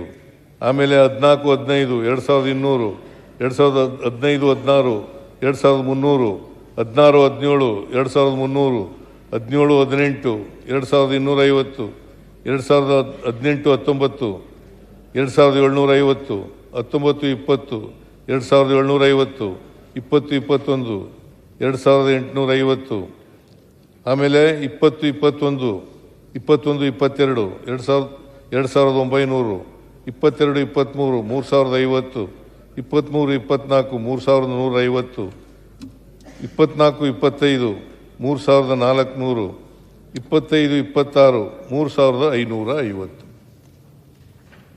ಇದು ಕೇಂದ್ರ ಸರ್ಕಾರ ಇನ್ಕ್ಲೂಡಿಂಗ್ HNT ಇದು ನಿಗದಿಯಾಗಿದ್ದದು. ಇದು ನೋಡಿ, ಇದು ಎಲ್ಲ ಕೇಂದ್ರ ಸರ್ಕಾರ ನಿಗದಿ ಮಾಡಿರ್ತಕ್ಕಂಥದ್ದು. ಇದನ್ನು ಕೊಡ್ತಾ ಬಂದಿದ್ದೀವಿ. ಆಮೇಲೆ ಈ ಸಕ್ಕರೆ MSP ನಿಗದಿ ಮಾಡೋರು ಯಾರು? ಸಕ್ಕರೆಗೆ 2019ರಲ್ಲಿ 2019ರಲ್ಲಿ ನಿಗದಿ ಮಾಡಿದ್ದದು 31 ರೂಪಾಯಿ. 1 kg ಸಕ್ಕರೆಗೆ 31 ರೂಪಾಯಿನ ನಿಗದಿ ಮಾಡಿದ್ದದ್ದು, MSP ನಿಗದಿ ಮಾಡಿದ್ದದ್ದು ಕೇಂದ್ರ ಸರ್ಕಾರ. ನಾವು ಅಧ್ಯಕ್ಷರೇ, ಅವಾಗ 2019ಕ್ಕೆ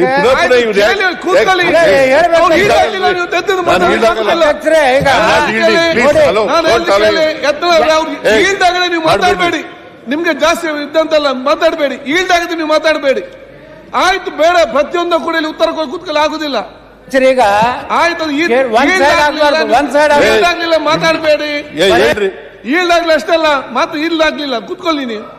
ಆಯ್ತು, ಅದನ್ನ ಮಾತಾಡಬೇಡಿ. ಈಗ ಅಗತ್ಯ ಇಲ್ಲ, ನಿಮ್ಮದು ಮಾತು ಅಗತ್ಯ ಇಲ್ಲ, ಕೂತ್ಕೊಳ್ಳಿ. ಈಗ ಇಲ್ಲಿ ಉತ್ತರ ಕೇಳಿ, ಮತ್ತೆ ಕ್ಲಾರಿಫಿಕೇಶನ್ ಕೇಳಿ, ಉತ್ತರ ಆದ ನಂತರ ಕ್ಲಾರಿಫಿಕೇಶನ್ ಕೇಳಿ. ನೀವು ಈಗ ಅದರ ಬಗ್ಗೆ ಪ್ರತಿಯೊಂದು ಕೂಡ ಆಗುದಿಲ್ಲ, ನೀವು ಕೂತ್ಕೊಳ್ಳಿ. ಈಗ ಮತ್ತೆ ನೀವು ಕ್ಲಾರಿಫಿಕೇಶನ್ ಕೇಳಿ,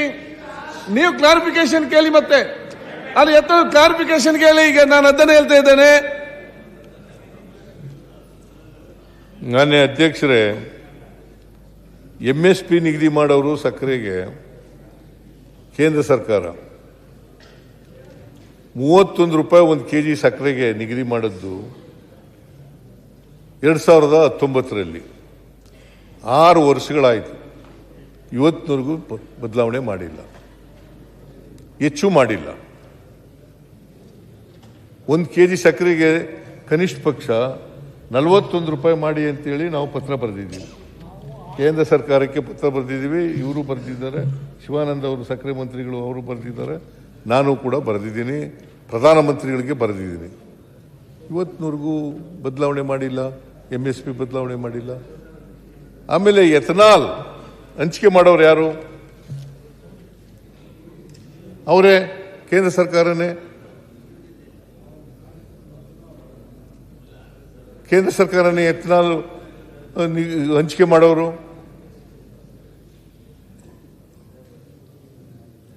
ಅದನ್ನೂ ಮಾಡಿಲ್ಲ. ಆಮೇಲೆ ರಫ್ತು ನಿಗದಿ ಮಾಡ್ತಕ್ಕಂಥವ್ರು ಅವರೇನೆ. ಸಕ್ಕರೆ ರಫ್ತು ನಿಗದಿ ಮಾಡ್ತಕ್ಕಂಥವ್ರು ಕೇಂದ್ರ ಸರ್ಕಾರನೇ.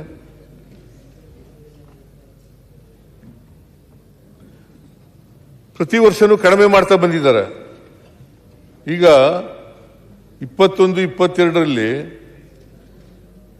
110 ಲಕ್ಷ ಮೆಟ್ರಿಕ್ ಟನ್ ಇದ್ದದ್ದು 22-23ರಲ್ಲಿ 63 ಲಕ್ಷಕ್ಕೆ ಬಂತು. ಆಮೇಲೆ 23-24ರಲ್ಲಿ 1 ಲಕ್ಷಕ್ಕೆ ಬಂತು. ಆಮೇಲೆ 24-25ರಲ್ಲಿ 9 ಲಕ್ಷಕ್ಕೆ ಬಂತು. ಈ ವರ್ಷ 15 ಲಕ್ಷ ಆಗ್ಬೋದು ಅಂತ ಅಂದಾಜಿದೆ. ಯಾರು ಇದನ್ನ ಕೊಡೋರು? ಯಾರು? ಕೇಂದ್ರ ಸರ್ಕಾರ. ಇಷ್ಟೆಲ್ಲ ರೈತರಿಗೆ, ಕಬ್ಬು ಬೆಳೆಗಾರರಿಗೆ ಅನ್ಯಾಯ ಆಗಲಿಕ್ಕೆ ಯಾರು ಕಾರಣ? ಬರೀ ಉದ್ದುದ್ದ ಭಾಷಣ ಮಾಡಿದ್ರೆ ಪ್ರಯೋಜನ ಇಲ್ಲ. ಇದನ್ನೆಲ್ಲ ವೆಚ್ಚ ಮಾಡಲಿ.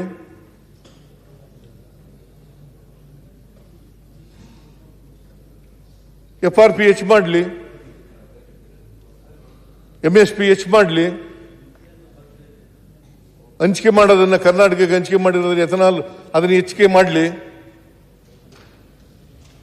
ಆಮೇಲೆ ರಫ್ತು ಹೆಚ್ಚು ಮಾಡಲಿ. ಆಟೋಮೆಟಿಕ್ ಆಗಿ ರಫ್ತು ಜಾಸ್ತಿ ಮಾಡಿದ್ರೆ ಆಟೋಮೆಟಿಕ್ ಆಗಿ ಬೆಲೆ ಜಾಸ್ತಿ ಆಗುತ್ತೆ, ಸಕ್ಕರೆ ಬೆಲೆ ಜಾಸ್ತಿ ಆಗುತ್ತೆ, ಇಂಟರ್ನ್ ಕಬ್ಬಿನ ಬೆಲೆ ಜಾಸ್ತಿ ಆಗುತ್ತೆ. ಅದನ್ನು ಮಾಡಲ್ಲ. ಮೆಕ್ಕೆಜೋಳಕ್ಕೂ ಹಿಂಗೇನೆ. ಮೆಕ್ಕೆಜೋಳದಲ್ಲಿ ನಾನು ಮೆಕ್ಕೆಜೋಳದ್ದು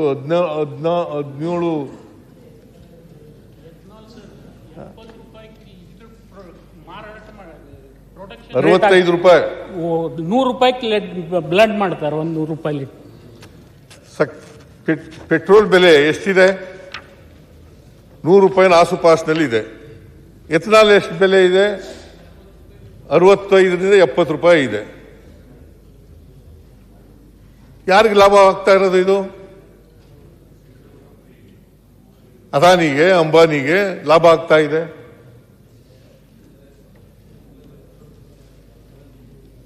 ಇದನ್ನ ಸರಿ ಮಾಡ್ದೇನೆ ಅಲ್ಲೋಗಿ ರಾತ್ರಿ ಹೊತ್ತು ಹೋಗಿ ಮಲಗಳದು, ಪಾಲಿಟಿಕ್ಸ್ ಮಾಡೋದ? ಇದರಲ್ಲಿ ಚಳುವಳಿ ಶಮನ ಮಾಡಬೇಕು. ಈಗ ನಾವು 50 ರೂಪಾಯಿ ಕೊಡ್ತಾ ಇರೋದ್ರಿಂದ 300 ಕೋಟಿ ರೂಪಾಯಿ ಸರ್ಕಾರದ ಮೇಲೆ ಹೊರೆ ಬೀಳ್ತದೆ. 300 ಕೋಟಿ ತಾನೆ, 300 ಕೋಟಿ ಹೊರೆ ಬೀಳ್ತದೆ. ಶುಗರ್ ಫ್ಯಾಕ್ಟರಿಯವರು 300 ಕೋಟಿ ಕೊಡಬೇಕು. ಒಟ್ಟು 100 ರೂಪಾಯಿನ ನಾವು ಹೆಚ್ಚು ಮಾಡೋದ್ರಿಂದ ಚಳುವಳಿ ವಾಪಸ್ ತಗೊಂಡ್ರು, ಪ್ರತಿಭಟನೆ ವಾಪಸ್ ತಗೊಂಡ್ರು. ನೀವು FRPನ ಜಾಸ್ತಿ ಮಾಡಿದ್ರೆ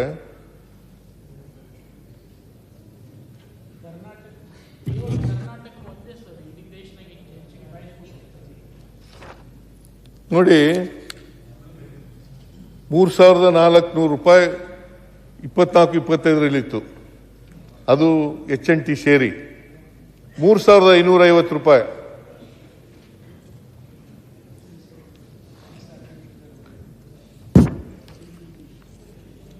ಇನ್ಕ್ಲೂಡಿಂಗ್ HNT 3550 ರೂಪಾಯಿ. 10.25 ಇಳುವರಿ ಇರ್ತಕ್ಕಂಥ ಕಬ್ಬಿಗೆ ಅದಾಯಿತು.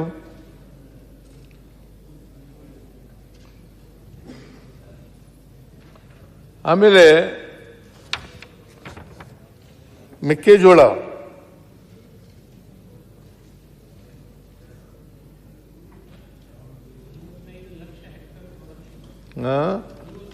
$54.5 ಲಕ್ಷ ಹೆಕ್ಟೇರ್ನಲ್ಲಿ ಇಳುವರಿ ಆಗಿರೋದು 54 ಲಕ್ಷ ಮೆಟ್ರಿಕ್ ಟನ್ ಉತ್ಪಾದನೆ, 17.47 ಲಕ್ಷ ಹೆಕ್ಟೇರ್ನಲ್ಲಿ ಬೆಳೆದಿರತಕ್ಕಂಥದ್ದು. ಈ ಸಾರಿ ಮಳೆ ಜಾಸ್ತಿ ಆಯಿತು, ಕಬ್ಬು ಬೆಳೆದ್ರು ಬಿಟ್ರು, ಮೆಕ್ಕೆಜೋಳ ಬೆಳೆದರು, ಮತ್ತೆ ತೊಗರಿ ಬೆಳೆದರು, ಹೆಸರು ಬೆಳೆದರು. ರೈತರಿಗೆ ನ್ಯಾಯಯುತವಾದಂಥ ಬೆಲೆ ಸಿಕ್ಕಲಿಲ್ಲ. ಅದಕ್ಕೋಸ್ಕರ ಚಳವಳಿ ಮಾಡ್ತಾ ಇದ್ರು. ಮೆಕ್ಕೆಜೋಳದ್ದು ಕೂಡ ಇತ್ಯರ್ಥ ಮಾಡಿದ್ದೀನಿ ಕೂತ್ಕೊಂಡು.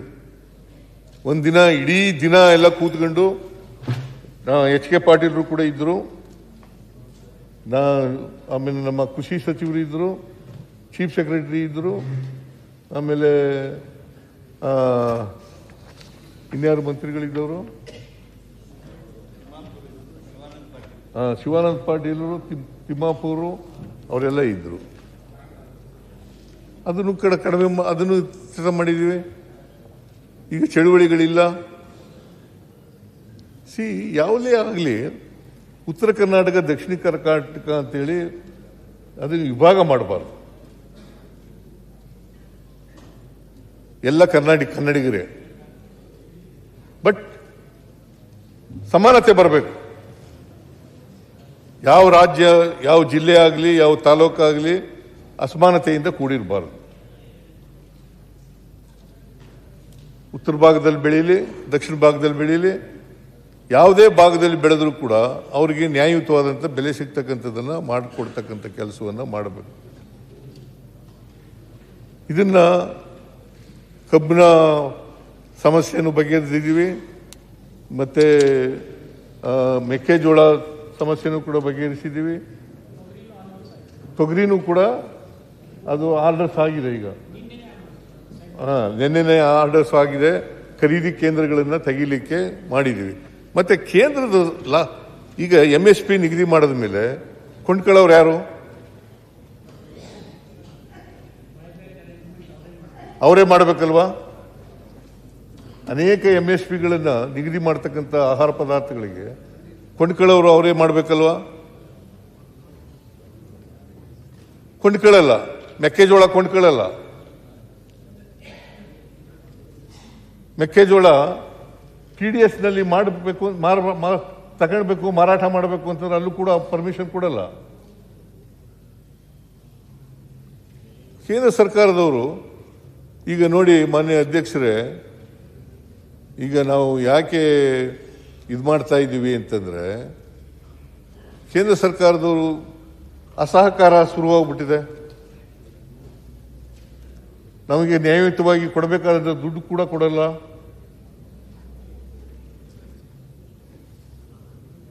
ಈಗ ನೋಡಿ, ಜಲಜೀವನ್ ಮಿಷನ್ JJM ಅದರಲ್ಲಿ 13,000 ಕೋಟಿ ಬರಬೇಕು. ಹೋದ ವರ್ಷದಿಂದ ಕೊಟ್ಟಿಲ್ಲ, ಹೋದ ವರ್ಷನೂ ಕೊಡಲಿಲ್ಲ, ಈ ವರ್ಷನೂ ಕೊಟ್ಟಿಲ್ಲ.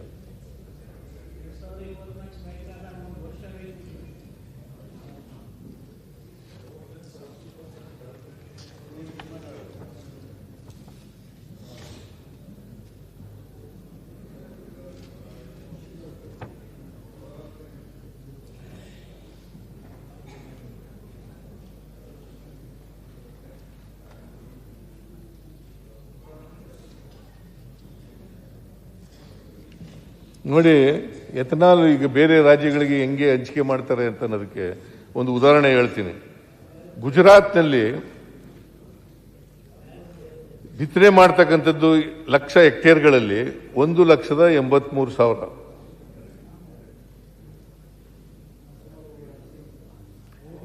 ಉತ್ಪಾದನೆ 3,29,000.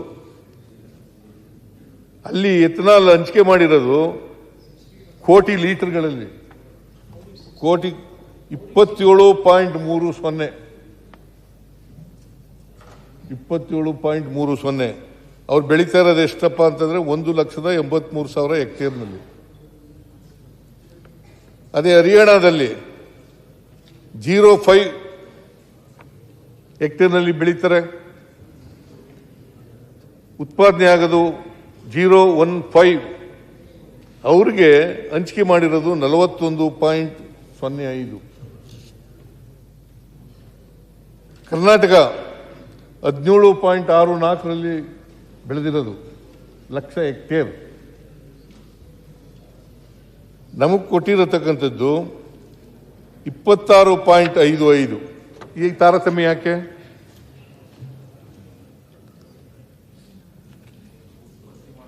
ನಾವು ಇಡೀ ದೇಶದಲ್ಲಿ ಉತ್ಪಾದನೆಯಲ್ಲಿ 2ನೇ ಸ್ಥಾನದಲ್ಲಿರೋರು, ಹೆಚ್ಚು ಪ್ರದೇಶದಲ್ಲಿ ಬೆಳೀತಕ್ಕಂಥವ್ರು ನಾವು. ಕಾರ್ಖಾನೆಗಳು ಕೂಡ ಹೆಚ್ಚಿದ್ದಾವೆ, ಆದರೂ ಕಡಿಮೆ. ಇದು ತಾರತಮ್ಯ ಕೇಂದ್ರದಿಂದ ಮಾಡಿರ್ತಕ್ಕಂಥದ್ದು. ಇದು ಸರಿಪಡಿಸ್ಕೊಳ್ಳಿ ಅಂತ ನಾನು ಪತ್ರ ಬರೆದಿದ್ದೀನಿ ಅನೇಕ ಸಾರಿ. ಪತ್ರಕ್ಕೆ ಉತ್ತರನೂ ಕೊಟ್ಟಿಲ್ಲ. ಆ ಉತ್ತರ ಕೊಡ್ತಕ್ಕಂಥ ವ್ಯಾಖ್ಯಾನನೂ ಇಲ್ಲ. ಪ್ರೈಮ್ ಮಿನಿಸ್ಟರ್ನೇ ಭೇಟಿ ಮಾಡಿದ್ದೆ ನಾನು. ಮೆಕ್ಕೆಜೋಳದ ಬಗ್ಗೆ, ಕಬ್ಬಿನ ಸಮಸ್ಯೆಗಳ ಬಗ್ಗೆ ಅವ್ರ ಜೊತೆ ಹೇಳಲಿಕ್ಕೋಸ್ಕರ, ಮತ್ತೆ ಏನು ಮಾಡಬೇಕು ಅಂತ ಹೇಳಿ ರಿಕ್ವೆಸ್ಟ್ ಮಾಡಲಿಕ್ಕೋಸ್ಕರ ಹೋಗಿದ್ದೆ. ಪ್ರೈಮ್ ಮಿನಿಸ್ಟರ್ ಭೇಟಿ ಮಾಡಿದ್ದೆ ನವೆಂಬರ್ 15ನೇ ತಾರೀಕು. ಆದರೂ ಏನು ಸಹಾಯ ಆಗಲಿಲ್ಲ. ಇಲ್ಲಿ ಮಂಗಳೂರಿನಲ್ಲಿ ದಿನೇಶ್ ಗುಂಡೂರಾವ್ ಅವರು ಮನವಿ ಕೊಟ್ಟಿದ್ದಾರೆ. ಆಮೇಲೆ ರಾಜ್ಯ ಸರ್ಕಾರ ಏನೂ ಮಾಡಿಲ್ಲ ಅಂತ ಹೇಳೋದು. ಯಾವ ಮಂತ್ರಿಗಳು ಕೂಡ ಹೋಗಿಲ್ಲ, ಕೇಳಿಲ್ಲ.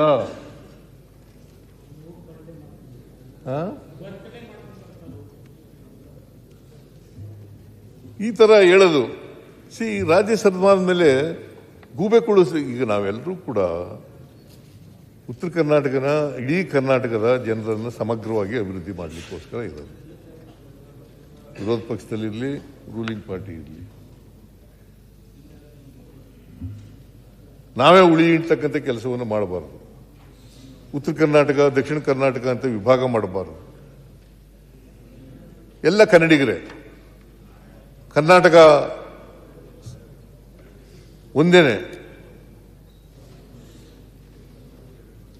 ಕರ್ನಾಟಕದ ಎಲ್ಲ ಜನರು, ಎಲ್ಲ ಭಾಗದವ್ರನ್ನು ಕೂಡ ಸಮಗ್ರವಾಗಿ ಅಭಿವೃದ್ಧಿ ಮಾಡ್ತಕ್ಕಂಥದ್ದು ನಮ್ಮ ಕರ್ತವ್ಯ ಆಗಬೇಕು.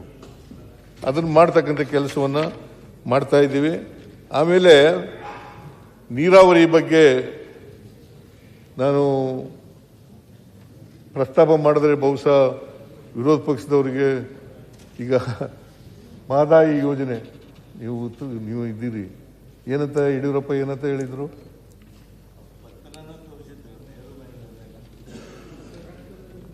ರಕ್ತದಲ್ಲಿ 24 ಗಂಟೆಯಲ್ಲಿ ನಾವು ಅಧಿಕಾರಕ್ಕೆ ಬಂದ 24 ಗಂಟೆನಲ್ಲಿ ಈ ಸಮಸ್ಯೆಯನ್ನು ಬಗೆಹರಿಸ್ಬಿಡ್ತೀವಿ. ಆಮೇಲೆ ರಕ್ತದಲ್ಲಿ ಬರ್ಕೊಡ್ತೀನಿ. ಸೌದಿಯವರೇ, ನಾನೇನು ಆಣೆ ಮಾಡಿರ್ಲಿಲ್ಲ. ಇಲ್ಲೇ ಕೂತ್ಕೊಳ್ಳಿ, ನಿಮ್ಗೆ ಗೊತ್ತಿಲ್ಲ. ಸುಮ್ಮನೆ ಯಾರೋ ಹೇಳಿದ್ರೆ ಕೇಳಕ್ ಹೋಗ್ಬೇಡಿ. ನಾನು ಮಾನ್ಯ ಅಧ್ಯಕ್ಷರೇ ನಾನೇನು ಹೇಳಿದ್ದೆ ಅಂತಂದ್ರೆ, ನಾವು ಹೊಸಪೇಟೆಯಿಂದ ಕೂಡಲ ಸಂಗಮದವರೆಗೆ ಪಾದಯಾತ್ರೆ ಮಾಡಿದ್ದ 2013ಕ್ಕಿಂತ ಮುಂಚಿತವಾಗಿ. 5 ವರ್ಷದಲ್ಲಿ 50 ಲಕ್ಷ ಕೋಟಿ ರೂಪಾಯಿಗಳನ್ನ ನೀರಾವರಿಗೆ ಖರ್ಚು ಮಾಡ್ತೀವಿ. 50,000 ಕೋಟಿ ರೂಪಾಯಿಗಳನ್ನ ನೀರಾವರಿಗೆ ಖರ್ಚು ಮಾಡ್ತೀವಿ ಅಂತ ಹೇಳಿದ್ದು. ಪ್ರತಿ ವರ್ಷ ಕನಿಷ್ಠ 10,000 ಕೋಟಿ ರೂಪಾಯಿಗಳನ್ನ ಖರ್ಚು ಮಾಡ್ತೀವಿ. ಸುದ್ದು ಕೂತ್ಕೊಳ್ಳಿ ಆಯ್ತು, ನಾನು ಹೇಳ್ತೀನಿ. ಅವ್ರ ಮಾದಾಯ ಕಸ ಬಿಡ್ರೆ ಹೇಳಕತ್ತಿದ್ರು ನೀವು ಡೈವರ್ಟ್ ಮಾಡಿದ್ರಿ. ಅವ್ರ ಮಾದಾಯ ಕಸ ಬಿಡ್ರೆ ಹೇಳಕತ್ತಿದ್ರು ನೀವು ಡೈವರ್ಟ್ ಮಾಡಿದ್ರಿ. 5 ವರ್ಷದಲ್ಲಿ 56,000 ಕೋಟಿ ರೂಪಾಯಿಗಳನ್ನ ಖರ್ಚು ಮಾಡಿದ್ದೀವಿ ನೀರಾವರಿಗೆ. ಅಧ್ಯಕ್ಷರೇ, ಇವರು ಮುಖ್ಯಮಂತ್ರಿಗಳು ಅವಾಗ ಹೇಳಿದ್ದೇನೆಂದ್ರೆ ಕೃಷ್ಣಾ ಮೇಲ್ದಂಡೆ ಯೋಜನೆಗೆ 10,000 ಕೋಟಿ ರೂಪಾಯಿ ಹೇಳಿದ್ದಾರೆ. ಈಗ ಸಮಗ್ರ ಎಲ್ಲ ನೀರಾವರಿ ಕೂಡ 56,000 ಕೋಟಿ ಹೇಳ್ತಾರೆ. ಆಯ್ತು, ಮತ್ತೆ ಕ್ಲಾರಿಫಿಕೇಶನ್ ಕೇಳಿ. ಕೃಷ್ಣೆ ಮೇಲೆ ಆಣೆ ಅಂತ ಹೇಳಿ ಮಾಡಿ ಕೇಳಿ ನೀವು. ಆಯ್ತು, ಕ್ಲಾರಿಫಿಕೇಶನ್ ಕೇಳಿ. ಕೊಡ್ತೀನಿ, ಅದನ್ನ ಅಂಕಿ ಸಂಖ್ಯೆ ಕೊಡ್ಲಿ. ಓಕೆ. ಮಹದಾಯಿ ಬಗ್ಗೆ ಈಗ 13.42 ನೀರು ಕೊಟ್ಟಿದೆ. 2018ರಲ್ಲಿ ತೀರ್ಮಾನ ಆಯಿತು. ಸುಪ್ರೀಂ ಕೋರ್ಟ್ನಲ್ಲೂ ಕೂಡ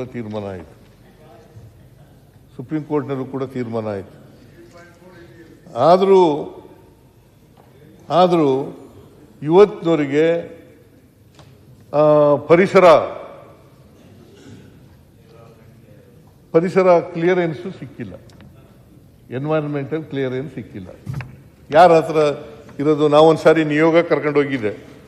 ಸ್ವಾಮೀಜಿಗಳು, ಎಲ್ಲ ಮಂತ್ರಿಗಳು, ಎಲ್ಲ MLAಗಳು ಎಲ್ಲ ಕರ್ಕೊಂಡು ಹೋಗಿದ್ದೆ. ಏನಂತ ಹೇಳಿದ್ರು ಗೊತ್ತಾ? ಪ್ರೈಮ್ ಮಿನಿಸ್ಟ್ರು, ಈಗಿರ್ತಕ್ಕಂಥ ನರೇಂದ್ರ ಮೋದಿಯವರೇ ಏನಂತ ಹೇಳಿದ್ರು? ಗೋವಾದಲ್ಲಿ ನಿಮ್ಮ ಸರ್ಕಾರ ಇದೆ, ಇಲ್ಲಿ ನೀವಿದ್ದೀರಿ, ನೀವು ಗೋವಾದವ್ರಿಗೆ ಹೇಳಿ, ಗೋವಾದಲ್ಲಿ ಆ ಕಾಂಗ್ರೆಸ್ ಸರ್ಕಾರ ಇತ್ತು, ಗೋವಾದಲ್ಲಿ ಹೇಳಿ ನೀವು ಅವರು ರಾಜಿ ಇತ್ಯರ್ಥ ಮಾಡ್ಕೊಳ್ಳಿ ಇದನ್ನ ಅಂತ ಹೇಳಿದ್ರು. ಈಗ ನಿಮ್ಮದೇ ಪಕ್ಷದ ಸರ್ಕಾರ ಇದೆಯಲ್ಲ, ಕೋರ್ಟ್ನಲ್ಲೂ ತೀರ್ಮಾನ ಆಗಿದೆಯಲ್ಲ, ಈಗ ಯಾಕೆ ಮಾಡಬಾರ್ದು ಇತ್ಯರ್ಥ? ಈಗ ಯಾಕೆ ಮಾಡಬಾರ್ದು? ಯಡಿಯೂರಪ್ಪನವರು ರಕ್ತದಲ್ಲಿ ಬರ್ಕೊಡ್ತೀವಿ ಅಂತ ಹೇಳಿದ್ರಲ್ಲ, 2 ವರ್ಷ ಮುಖ್ಯಮಂತ್ರಿ ಆಗಿದ್ರು, ಯಾಕೆ ಮಾಡಲಿಲ್ಲ? ವಿಜಯೋತ್ಸವನ ಆಚರಿಸಿದ್ರಿ ಸರ್ ಎಲ್ಲ ಕಡೆ. ವಿಜಯೋತ್ಸವ ಆಚರಿಸಿದ್ರು. ವಿಜಯೋತ್ಸವ ಆಚರಣೆ ಮಾಡಿದ್ರು. ಈಗ ಗೋವಾದಲ್ಲಿ ಕಾಂಗ್ರೆಸ್ ಪಕ್ಷದ ಅಧಿನಾಯಕಿ ಶ್ರೀಮತಿ ಸೋನಿಯಾ ಗಾಂಧಿ ಅವರು ಏನ್ ಭಾಷಣ ಮಾಡಿದ್ರು? ಕರ್ನಾಟಕಕ್ಕೆ ಒಂದು ಹನಿ ನೀರು ಕೊಡೋದಿಲ್ಲ, ಕರ್ನಾಟಕಕ್ಕೆ ಒಂದು ಹನಿ ನೀರು ಕೊಡೋದಿಲ್ಲ ಅಂತೇಳಿ ಗೋವಾದಲ್ಲಿ ಶ್ರೀಮತಿ ಸೋನಿಯಾ ಗಾಂಧಿ ಮಾತ್ರ ಮಾತಾಡಿ ಅಥವಾ ಏನಾದ್ರು ನೇಮ್ ಮಾಡಿದ್ರೆ ಮತ್ತೆ ನಾವು ನೇಮ್ ಮಾಡ್ಬೇಕಾಗ್ತದೆ ಅಷ್ಟೇ. ನಿಮ್ದು ಯಾವ್ದು ಭಾಷೆ ಇಲ್ಲ, ಅಧಿಕಾರ ನಿಮ್ ಕೈ ಮಾಡ್ತಾ ಇಲ್ಲ. ಸೋನಿಯಾ ಗಾಂಧಿ ಅವರು ಕರ್ನಾಟಕಕ್ಕೆ ಕಾಂಗ್ರೆಸ್ ಎತ್ತರವನ್ನು ಹೇಳ್ತಾ ಇದ್ದೇನೆ. ಈಲ್ದಾದ್ರೆ ಮಾತಾಡಬೇಕು. ಪ್ರತಿಯೊಂದು ಶಬ್ದ ಮಾತಾಡಿದ್ರೆ ನಾಳೆ ಸರ್ಕಾರದ ಲಾಮಿ ಎದ್ದು ನಿಂತು ನೇಮ್ ಮಾಡಿದ್ರೆ ಮತ್ತೆ ನಾನು ಆಕ್ಷನ್ ತಗೊಳ್ಬೇಕಾಗ್ತದೆ. ಅಷ್ಟೇ ನಾನು ಹೇಳ್ತೇನೆ ಸ್ಪಷ್ಟವಾಗಿ. ಅಧ್ಯಕ್ಷರೇ,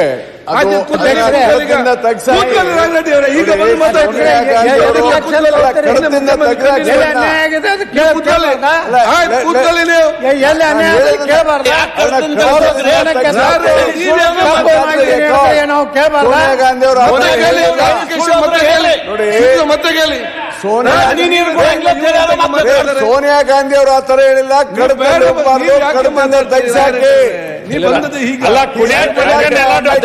ಏನಾರ ಒಂದು ಹೇಳ್ಕೊಂಡು ಕೂತ್ಕೊಳ್ಳೋದು ಒಟ್ಟ ವಿಷಯನ ಡೈವರ್ಟ್ ಮಾಡೋದು. ಕ್ಲಾರಿಫಿಕೇಶನ್ ಕೇಳಿ ನೀವು. ನೀವು ಕೂತ್ಕೊಳ್ಳಿ.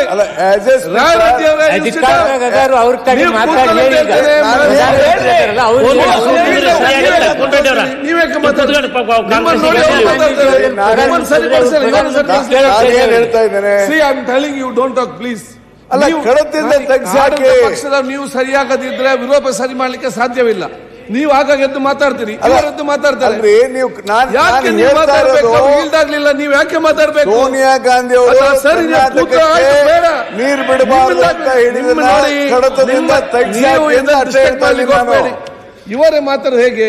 ಆಡಳಿತ ಪಕ್ಷದವರು ಇವರೇ ಬಂದು ಈಗ ಬರ್ತಾರೆ ಮತ್ತೆ ಮಾತಾಡ್ತಾರೆ. ಯಾಕೆ ಮಾತಾಡ್ಬೇಕು? ನೀವು ಸರಿಯಾಗದಿದ್ರೆ ಇವರನ್ನ ಹೇಗೆ ಸರಿಪಡಿಸುವುದು? ಮಿಸ್ಟೇಕ್ ಇಂದ ಇಲ್ಲಿ ಪ್ರಾಬ್ಲಮ್. ನೋಡಿ, ನಾನು ಯತ್ನಾಳವ್ರಿಗೂ ಮನವಿ ಮಾಡ್ತೀನಿ, ಪದೇ ಪದೇ ಎದ್ದು ನಿಂತ್ಕೋಬೇಡಿ. ದಯಮಾಡಿ ನೀವು ಏನಾದ್ರು ಕ್ಲಾರಿಫಿಕೇಶನ್ ಕೇಳಬೇಕು ಅಂದ್ರೆ ಆಮೇಲೆ ಕೇಳಿ, ಉತ್ತರ ಕೊಟ್ಟಾದ್ಮೇಲೆ.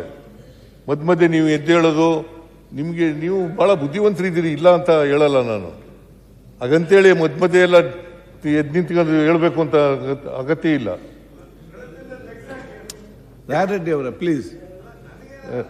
ಆಯ್ತು ರಾಯರೆಡ್ಡಿ ಕೂತು ಎಲ್ಲ ರಾಯರೆಡ್ಡಿ ಇವರ ಪ್ರಾಬ್ಲಮ್ ಬಂದದ ಲೇಟ್. ಆಯ್ತು, ಅದು ನಾವು ನೋಡ್ತೇನೆ. ತೆಗಿದ I will talk to secretary. ಅದು ನನಗೆ ಬಿಡಿ, ನನ್ನ ಕೆಲಸ ಮಾಡಿಸ್ತೇನೆ. ಯಾವಾಗ ಹೇಳ್ಬೇಕಂತ ನನ್ಗೆ ಗೊತ್ತಿದೆ. ತೆಗಿಸ್ಬೇಕು.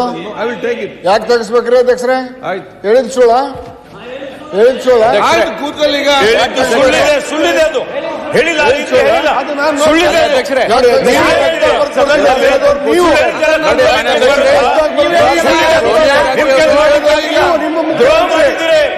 ಮಹದಾಯಿಯಲ್ಲಿ ನೀವು ದ್ರೋಹ ಮಾಡಿದ್ದೀರಿ. ಮಾಡ್ತಾ ಇದ್ದಾರೆ. ಆಯ್ತು, ಕೂತ್ಕೊಳ್ಳಿ. ಸೋನಿಯಾ ಗಾಂಧಿ ಆಯ್ತಪ್ಪ, ನನ್ಗೆ ಗೊತ್ತಿದೆ ಅಲ್ಲ.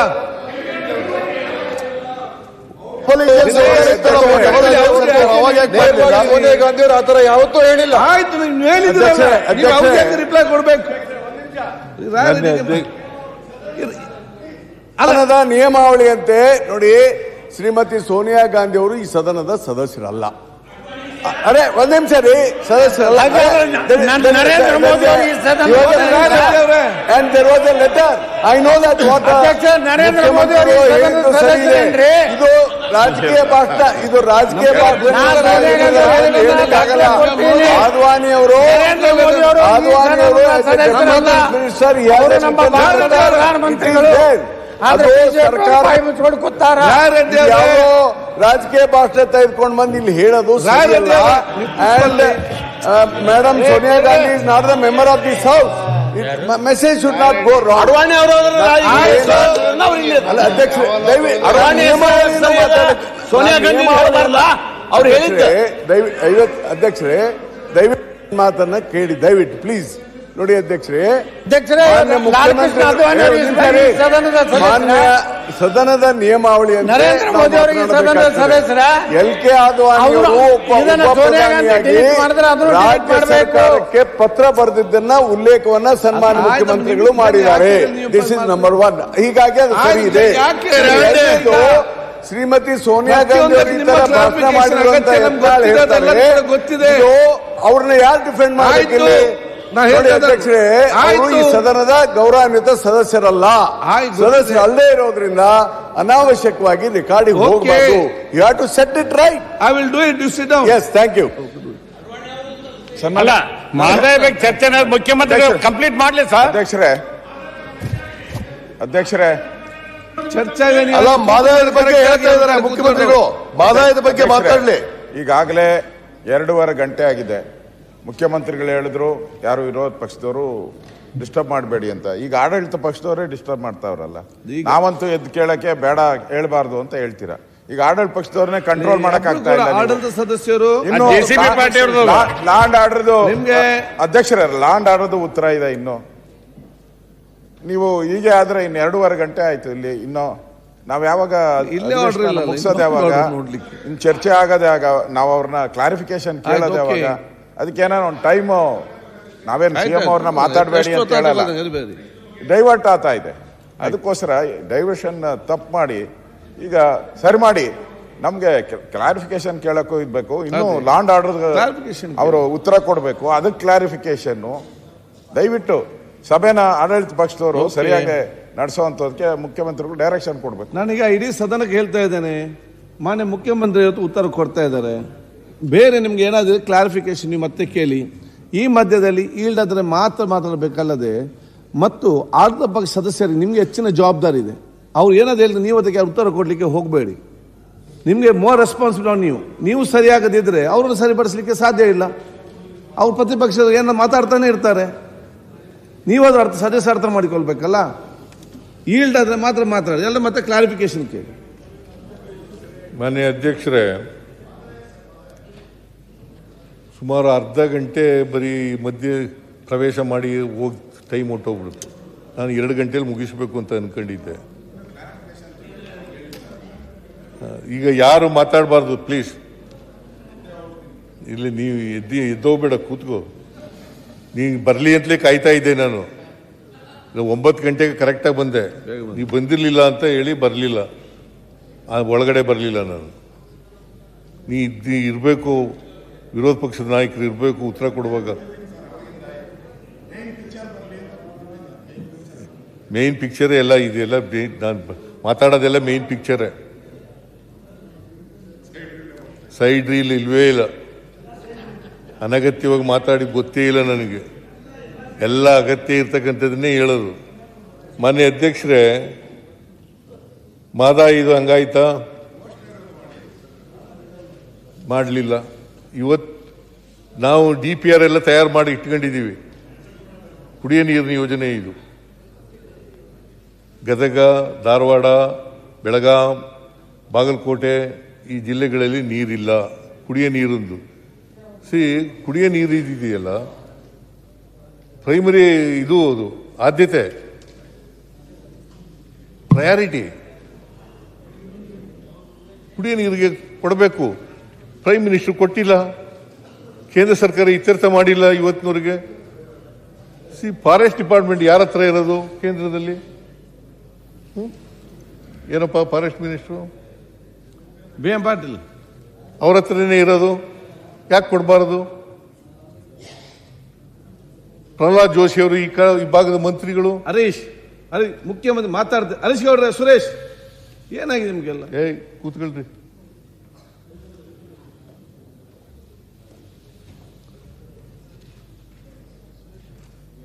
ಈ ಭಾಗದಲ್ಲೇ ಇರೋದು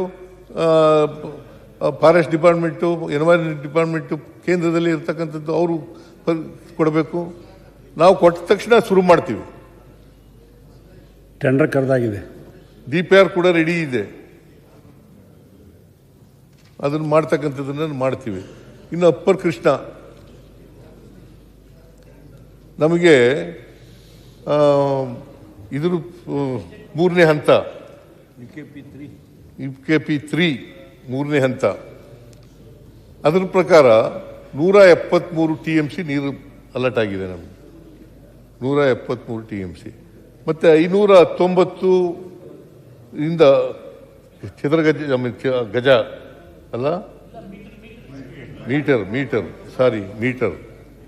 519 ಮೀಟರಿಂದ 524 ಮೀಟರ್ವರೆಗೆ ಎತ್ತರಿಸಿ ಅಂತ ಪರ್ಮಿಷನ್ ಕೊಟ್ಟಿದ್ದಾರೆ, ಕೋರ್ಟ್ನವರು ಹೇಳಿದ್ದಾರೆ.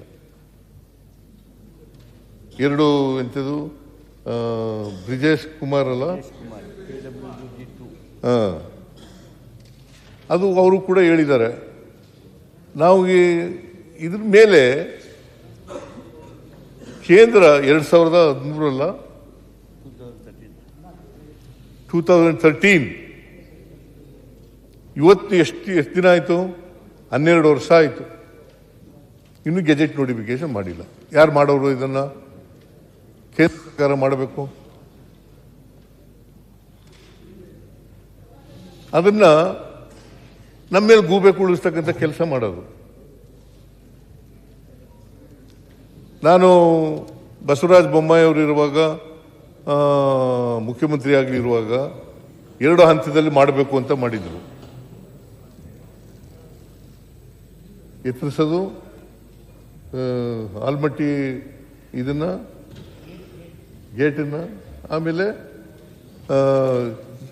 ಅಕ್ವಿಷನ್, ಅದನ್ನು 2 ಹಂತದಲ್ಲಿ ಮಾಡಬೇಕು ಅಂತ. ನಾವು ಒಂದೇ ಹಂತದಲ್ಲಿ ಮಾಡಬೇಕು ಅಂತ ತೀರ್ಮಾನ ಮಾಡಿದ್ದೀನಿ. ಈಗ 75,000 ಎಕರೆ ಭೂಮಿಗೆ, ಖರೀ ಜಮೀನಿಗೆ 40 ಲಕ್ಷ, ಕುಷ್ಕಿ ಜಮೀನಿಗೆ 30 ಲಕ್ಷ ಕೊಡ್ಲಿಕ್ಕೆ ತೀರ್ಮಾನ ಮಾಡಿದ್ದೀವಿ.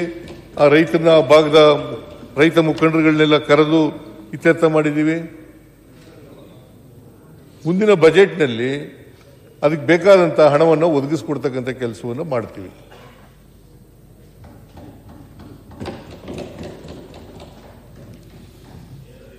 ಇವರು 4 ವರ್ಷ ಇದ್ರು, ಏನು ಮಾಡಲಿಲ್ಲ. ಕೇಂದ್ರ ಸರ್ಕಾರದ ಅವ್ರದೇ ಪಕ್ಷದ ಸರ್ಕಾರ ಇದೆ, ಅವರೇನು ಮಾಡ್ತಾ ಇಲ್ಲ. ಇದು ಇವತ್ತು ಇರ್ತಕ್ಕಂಥ ಪರಿಸ್ಥಿತಿ. ಇದನ್ನ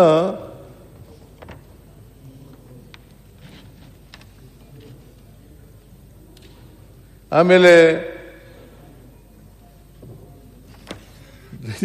ಕಾರಜೋಳ ನೀರಾವರಿ ಮಂತ್ರಿ ಆಗಿದ್ರು. ಎಂತ ಊರವರು ಅವರು? ಮುದೋಳ್ ನಮ್ಮ ತಿಮ್ಮಾಪುರ ಅವರ ಕಾನ್ಸ್ಟಿಟ್ಯೂನ್ಸಿ. ಅವ್ರು ಹೇಳಿದ್ರು ಒಂದ್ಸಾರಿ 30 ಲಕ್ಷ 40 ಲಕ್ಷ ಕೊಟ್ಬಿಟ್ರೆ ನಾನು ರಾಜಕೀಯದಿಂದ ನಿವೃತ್ತಿ ಆಗ್ಬಿಡ್ತೀನಿ ಅಂತ. ನಾವು 30 ಲಕ್ಷ ಪುಷ್ಕಿ ಜಮೀನಿಗೆ, ನೀರಾವರಿ ಜಮೀನಿಗೆ 40 ಲಕ್ಷ ಅಂತ ತೀರ್ಮಾನ ಮಾಡಿದ್ದೀವಿ. ಈಗ ಅದನ್ನು ಕೊಟ್ಟೇ ಕೊಡ್ತೀವಿ. ನಾವು ಏನು ತೀರ್ಮಾನ ಮಾಡಿದ್ದೀವಿ ಅದರಂತೆ ನಡ್ಕೊಳ್ತೀವಿ. ಏನು ಮಾತು ಕೊಟ್ಟಿದ್ದೀವಿ ಅದರಂತೆ ನಡ್ಕೊತೀವಿ. ಕೊಟ್ಟ ಮಾತಿನಂತೆ ನಡ್ಕೊಳ್ತಕ್ಕಂಥ ಸರ್ಕಾರ ಯಾವುದಾದ್ರು ಇದ್ರೆ ಅದು ಕಾಂಗ್ರೆಸ್ ಸರ್ಕಾರ.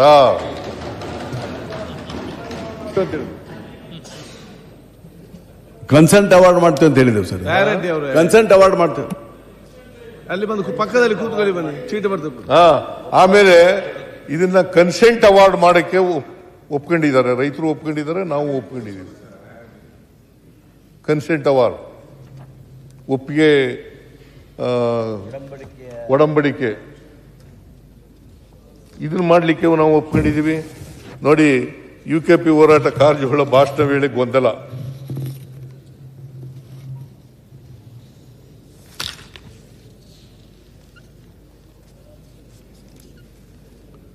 ಸೊ ನೀರಾವರಿ ಬಗ್ಗೆ.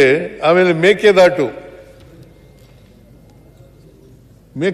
ಬಗ್ಗೆ ಅಲ್ಲಿ 67 TMC ಸಂಗ್ರಹ ಮಾಡ್ತಕ್ಕಂಥ ಒಂದು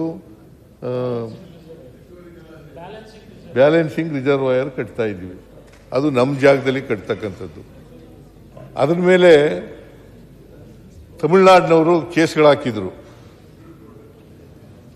ಅವೆಲ್ಲ ವಜಾ ಆಗಿದ್ದಾವೆ. ಈಗ CWC ಮತ್ತು ಎಂಥದ್ದು ಕಾವೇರಿ ನೀರಾವರಿ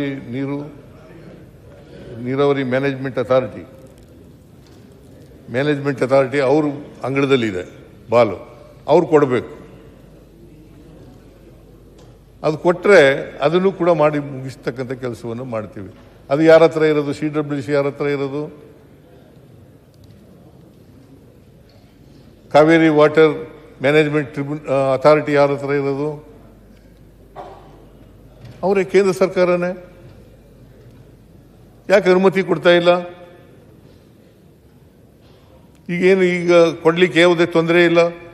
ಕೋರ್ಟ್ನಲ್ಲಿ ಕೇಸ್ ಇದೆ ಅಂತ ಹೇಳ್ತಾ ಇದ್ರು. ತಮಿಳುನಾಡಿನ ಕೇಸ್ ಸುಪ್ರೀಂ ಕೋರ್ಟ್ನಲ್ಲಿ ವಜಾ ಆಗಿದೆ.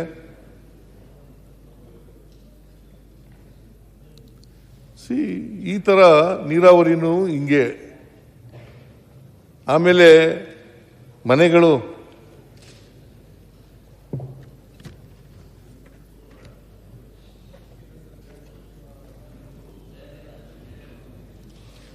ಆಮೇಲೆ ಭದ್ರಾ ಮೇಲ್ದಂಡೆ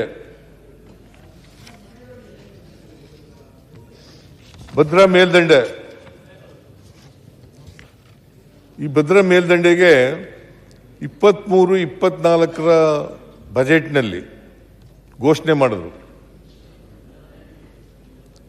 ಶ್ರೀಮತಿ ನಿರ್ಮಲಾ ಸೀತಾರಾಮನ್ ಅವರು ಬಜೆಟ್ ಮಂಡಿಸಿದ್ರು 23-24ರಲ್ಲಿ. ಏನಂತ ಹೇಳಿದ್ರು ಅಂದರೆ 5,300 ಕೋಟಿ ರೂಪಾಯಿಗಳನ್ನು ಅಪ್ಪರ್ ಭದ್ರಾಕ್ಕೆ ಕೊಡ್ತೀನಿ. 5,300 ಕೋಟಿ ರೂಪಾಯಿಗಳನ್ನು ಅಪ್ಪರ್ ಭದ್ರಾಕ್ಕೆ ಕೊಡ್ತೀನಿ ಅಂತೇಳಿ ಬಜೆಟ್ನಲ್ಲಿ ಹೇಳಿದ್ದದು. ಬಜೆಟ್ ಸ್ಪೀಚ್ ಇದು, ಎಲ್ಲೋ ನಿಂತ್ಕೊಂಡು ಸ್ಟೇಟ್ಮೆಂಟ್ ಕೊಟ್ಟದ್ದಲ್ಲ. ಪಾರ್ಲಿಮೆಂಟ್ನಲ್ಲಿ ಮಂಡಿಸಿರ್ತಕ್ಕಂಥ ಬಜೆಟ್ನಲ್ಲಿ ಹೇಳಿರ್ತಕ್ಕಂಥದ್ದು 5,300 ಕೋಟಿ 23-24ರಲ್ಲಿ. ಈಗ 25-26ನೇ ವರ್ಷ ನಡೀತಾ ಇದೆ. ಇವತ್ತಿನವರೆಗೆ ₹1 ಕೊಟ್ಟಿಲ್ಲ. ನಾವೇ ಹಣ ಖರ್ಚು ಮಾಡ್ತಾ ಇದ್ದೀವಿ. ಕೇಂದ್ರ ಸರ್ಕಾರದ ಅಸಹಕಾರ ಮನೋಭಾವ ಇವತ್ತು. ನಿನ್ನೆ ಪಾರ್ಲಿಮೆಂಟ್ನಲ್ಲ, ಯಾರು ಫುಡ್ ಮಿನಿಸ್ಟರ್ ಯಾರು ನಿನ್ನೆ ಪಾರ್ಲಿಮೆಂಟ್ನಲ್ಲಿ ಉತ್ತರ ಕೊಟ್ಟಿದ್ದಾರೆ. ಹೋದ ವರ್ಷ ದುಡ್ಡು ಕೊಟ್ಟಿಲ್ಲ ನಮಗೆ, ಈ ವರ್ಷ JMM ದುಡ್ಡು ಕೊಡ್ಲಿಲ್ಲ. JMM JJM ಜಲಜೀವನ ಮಿಷನ್ ಅದಕ್ಕೆ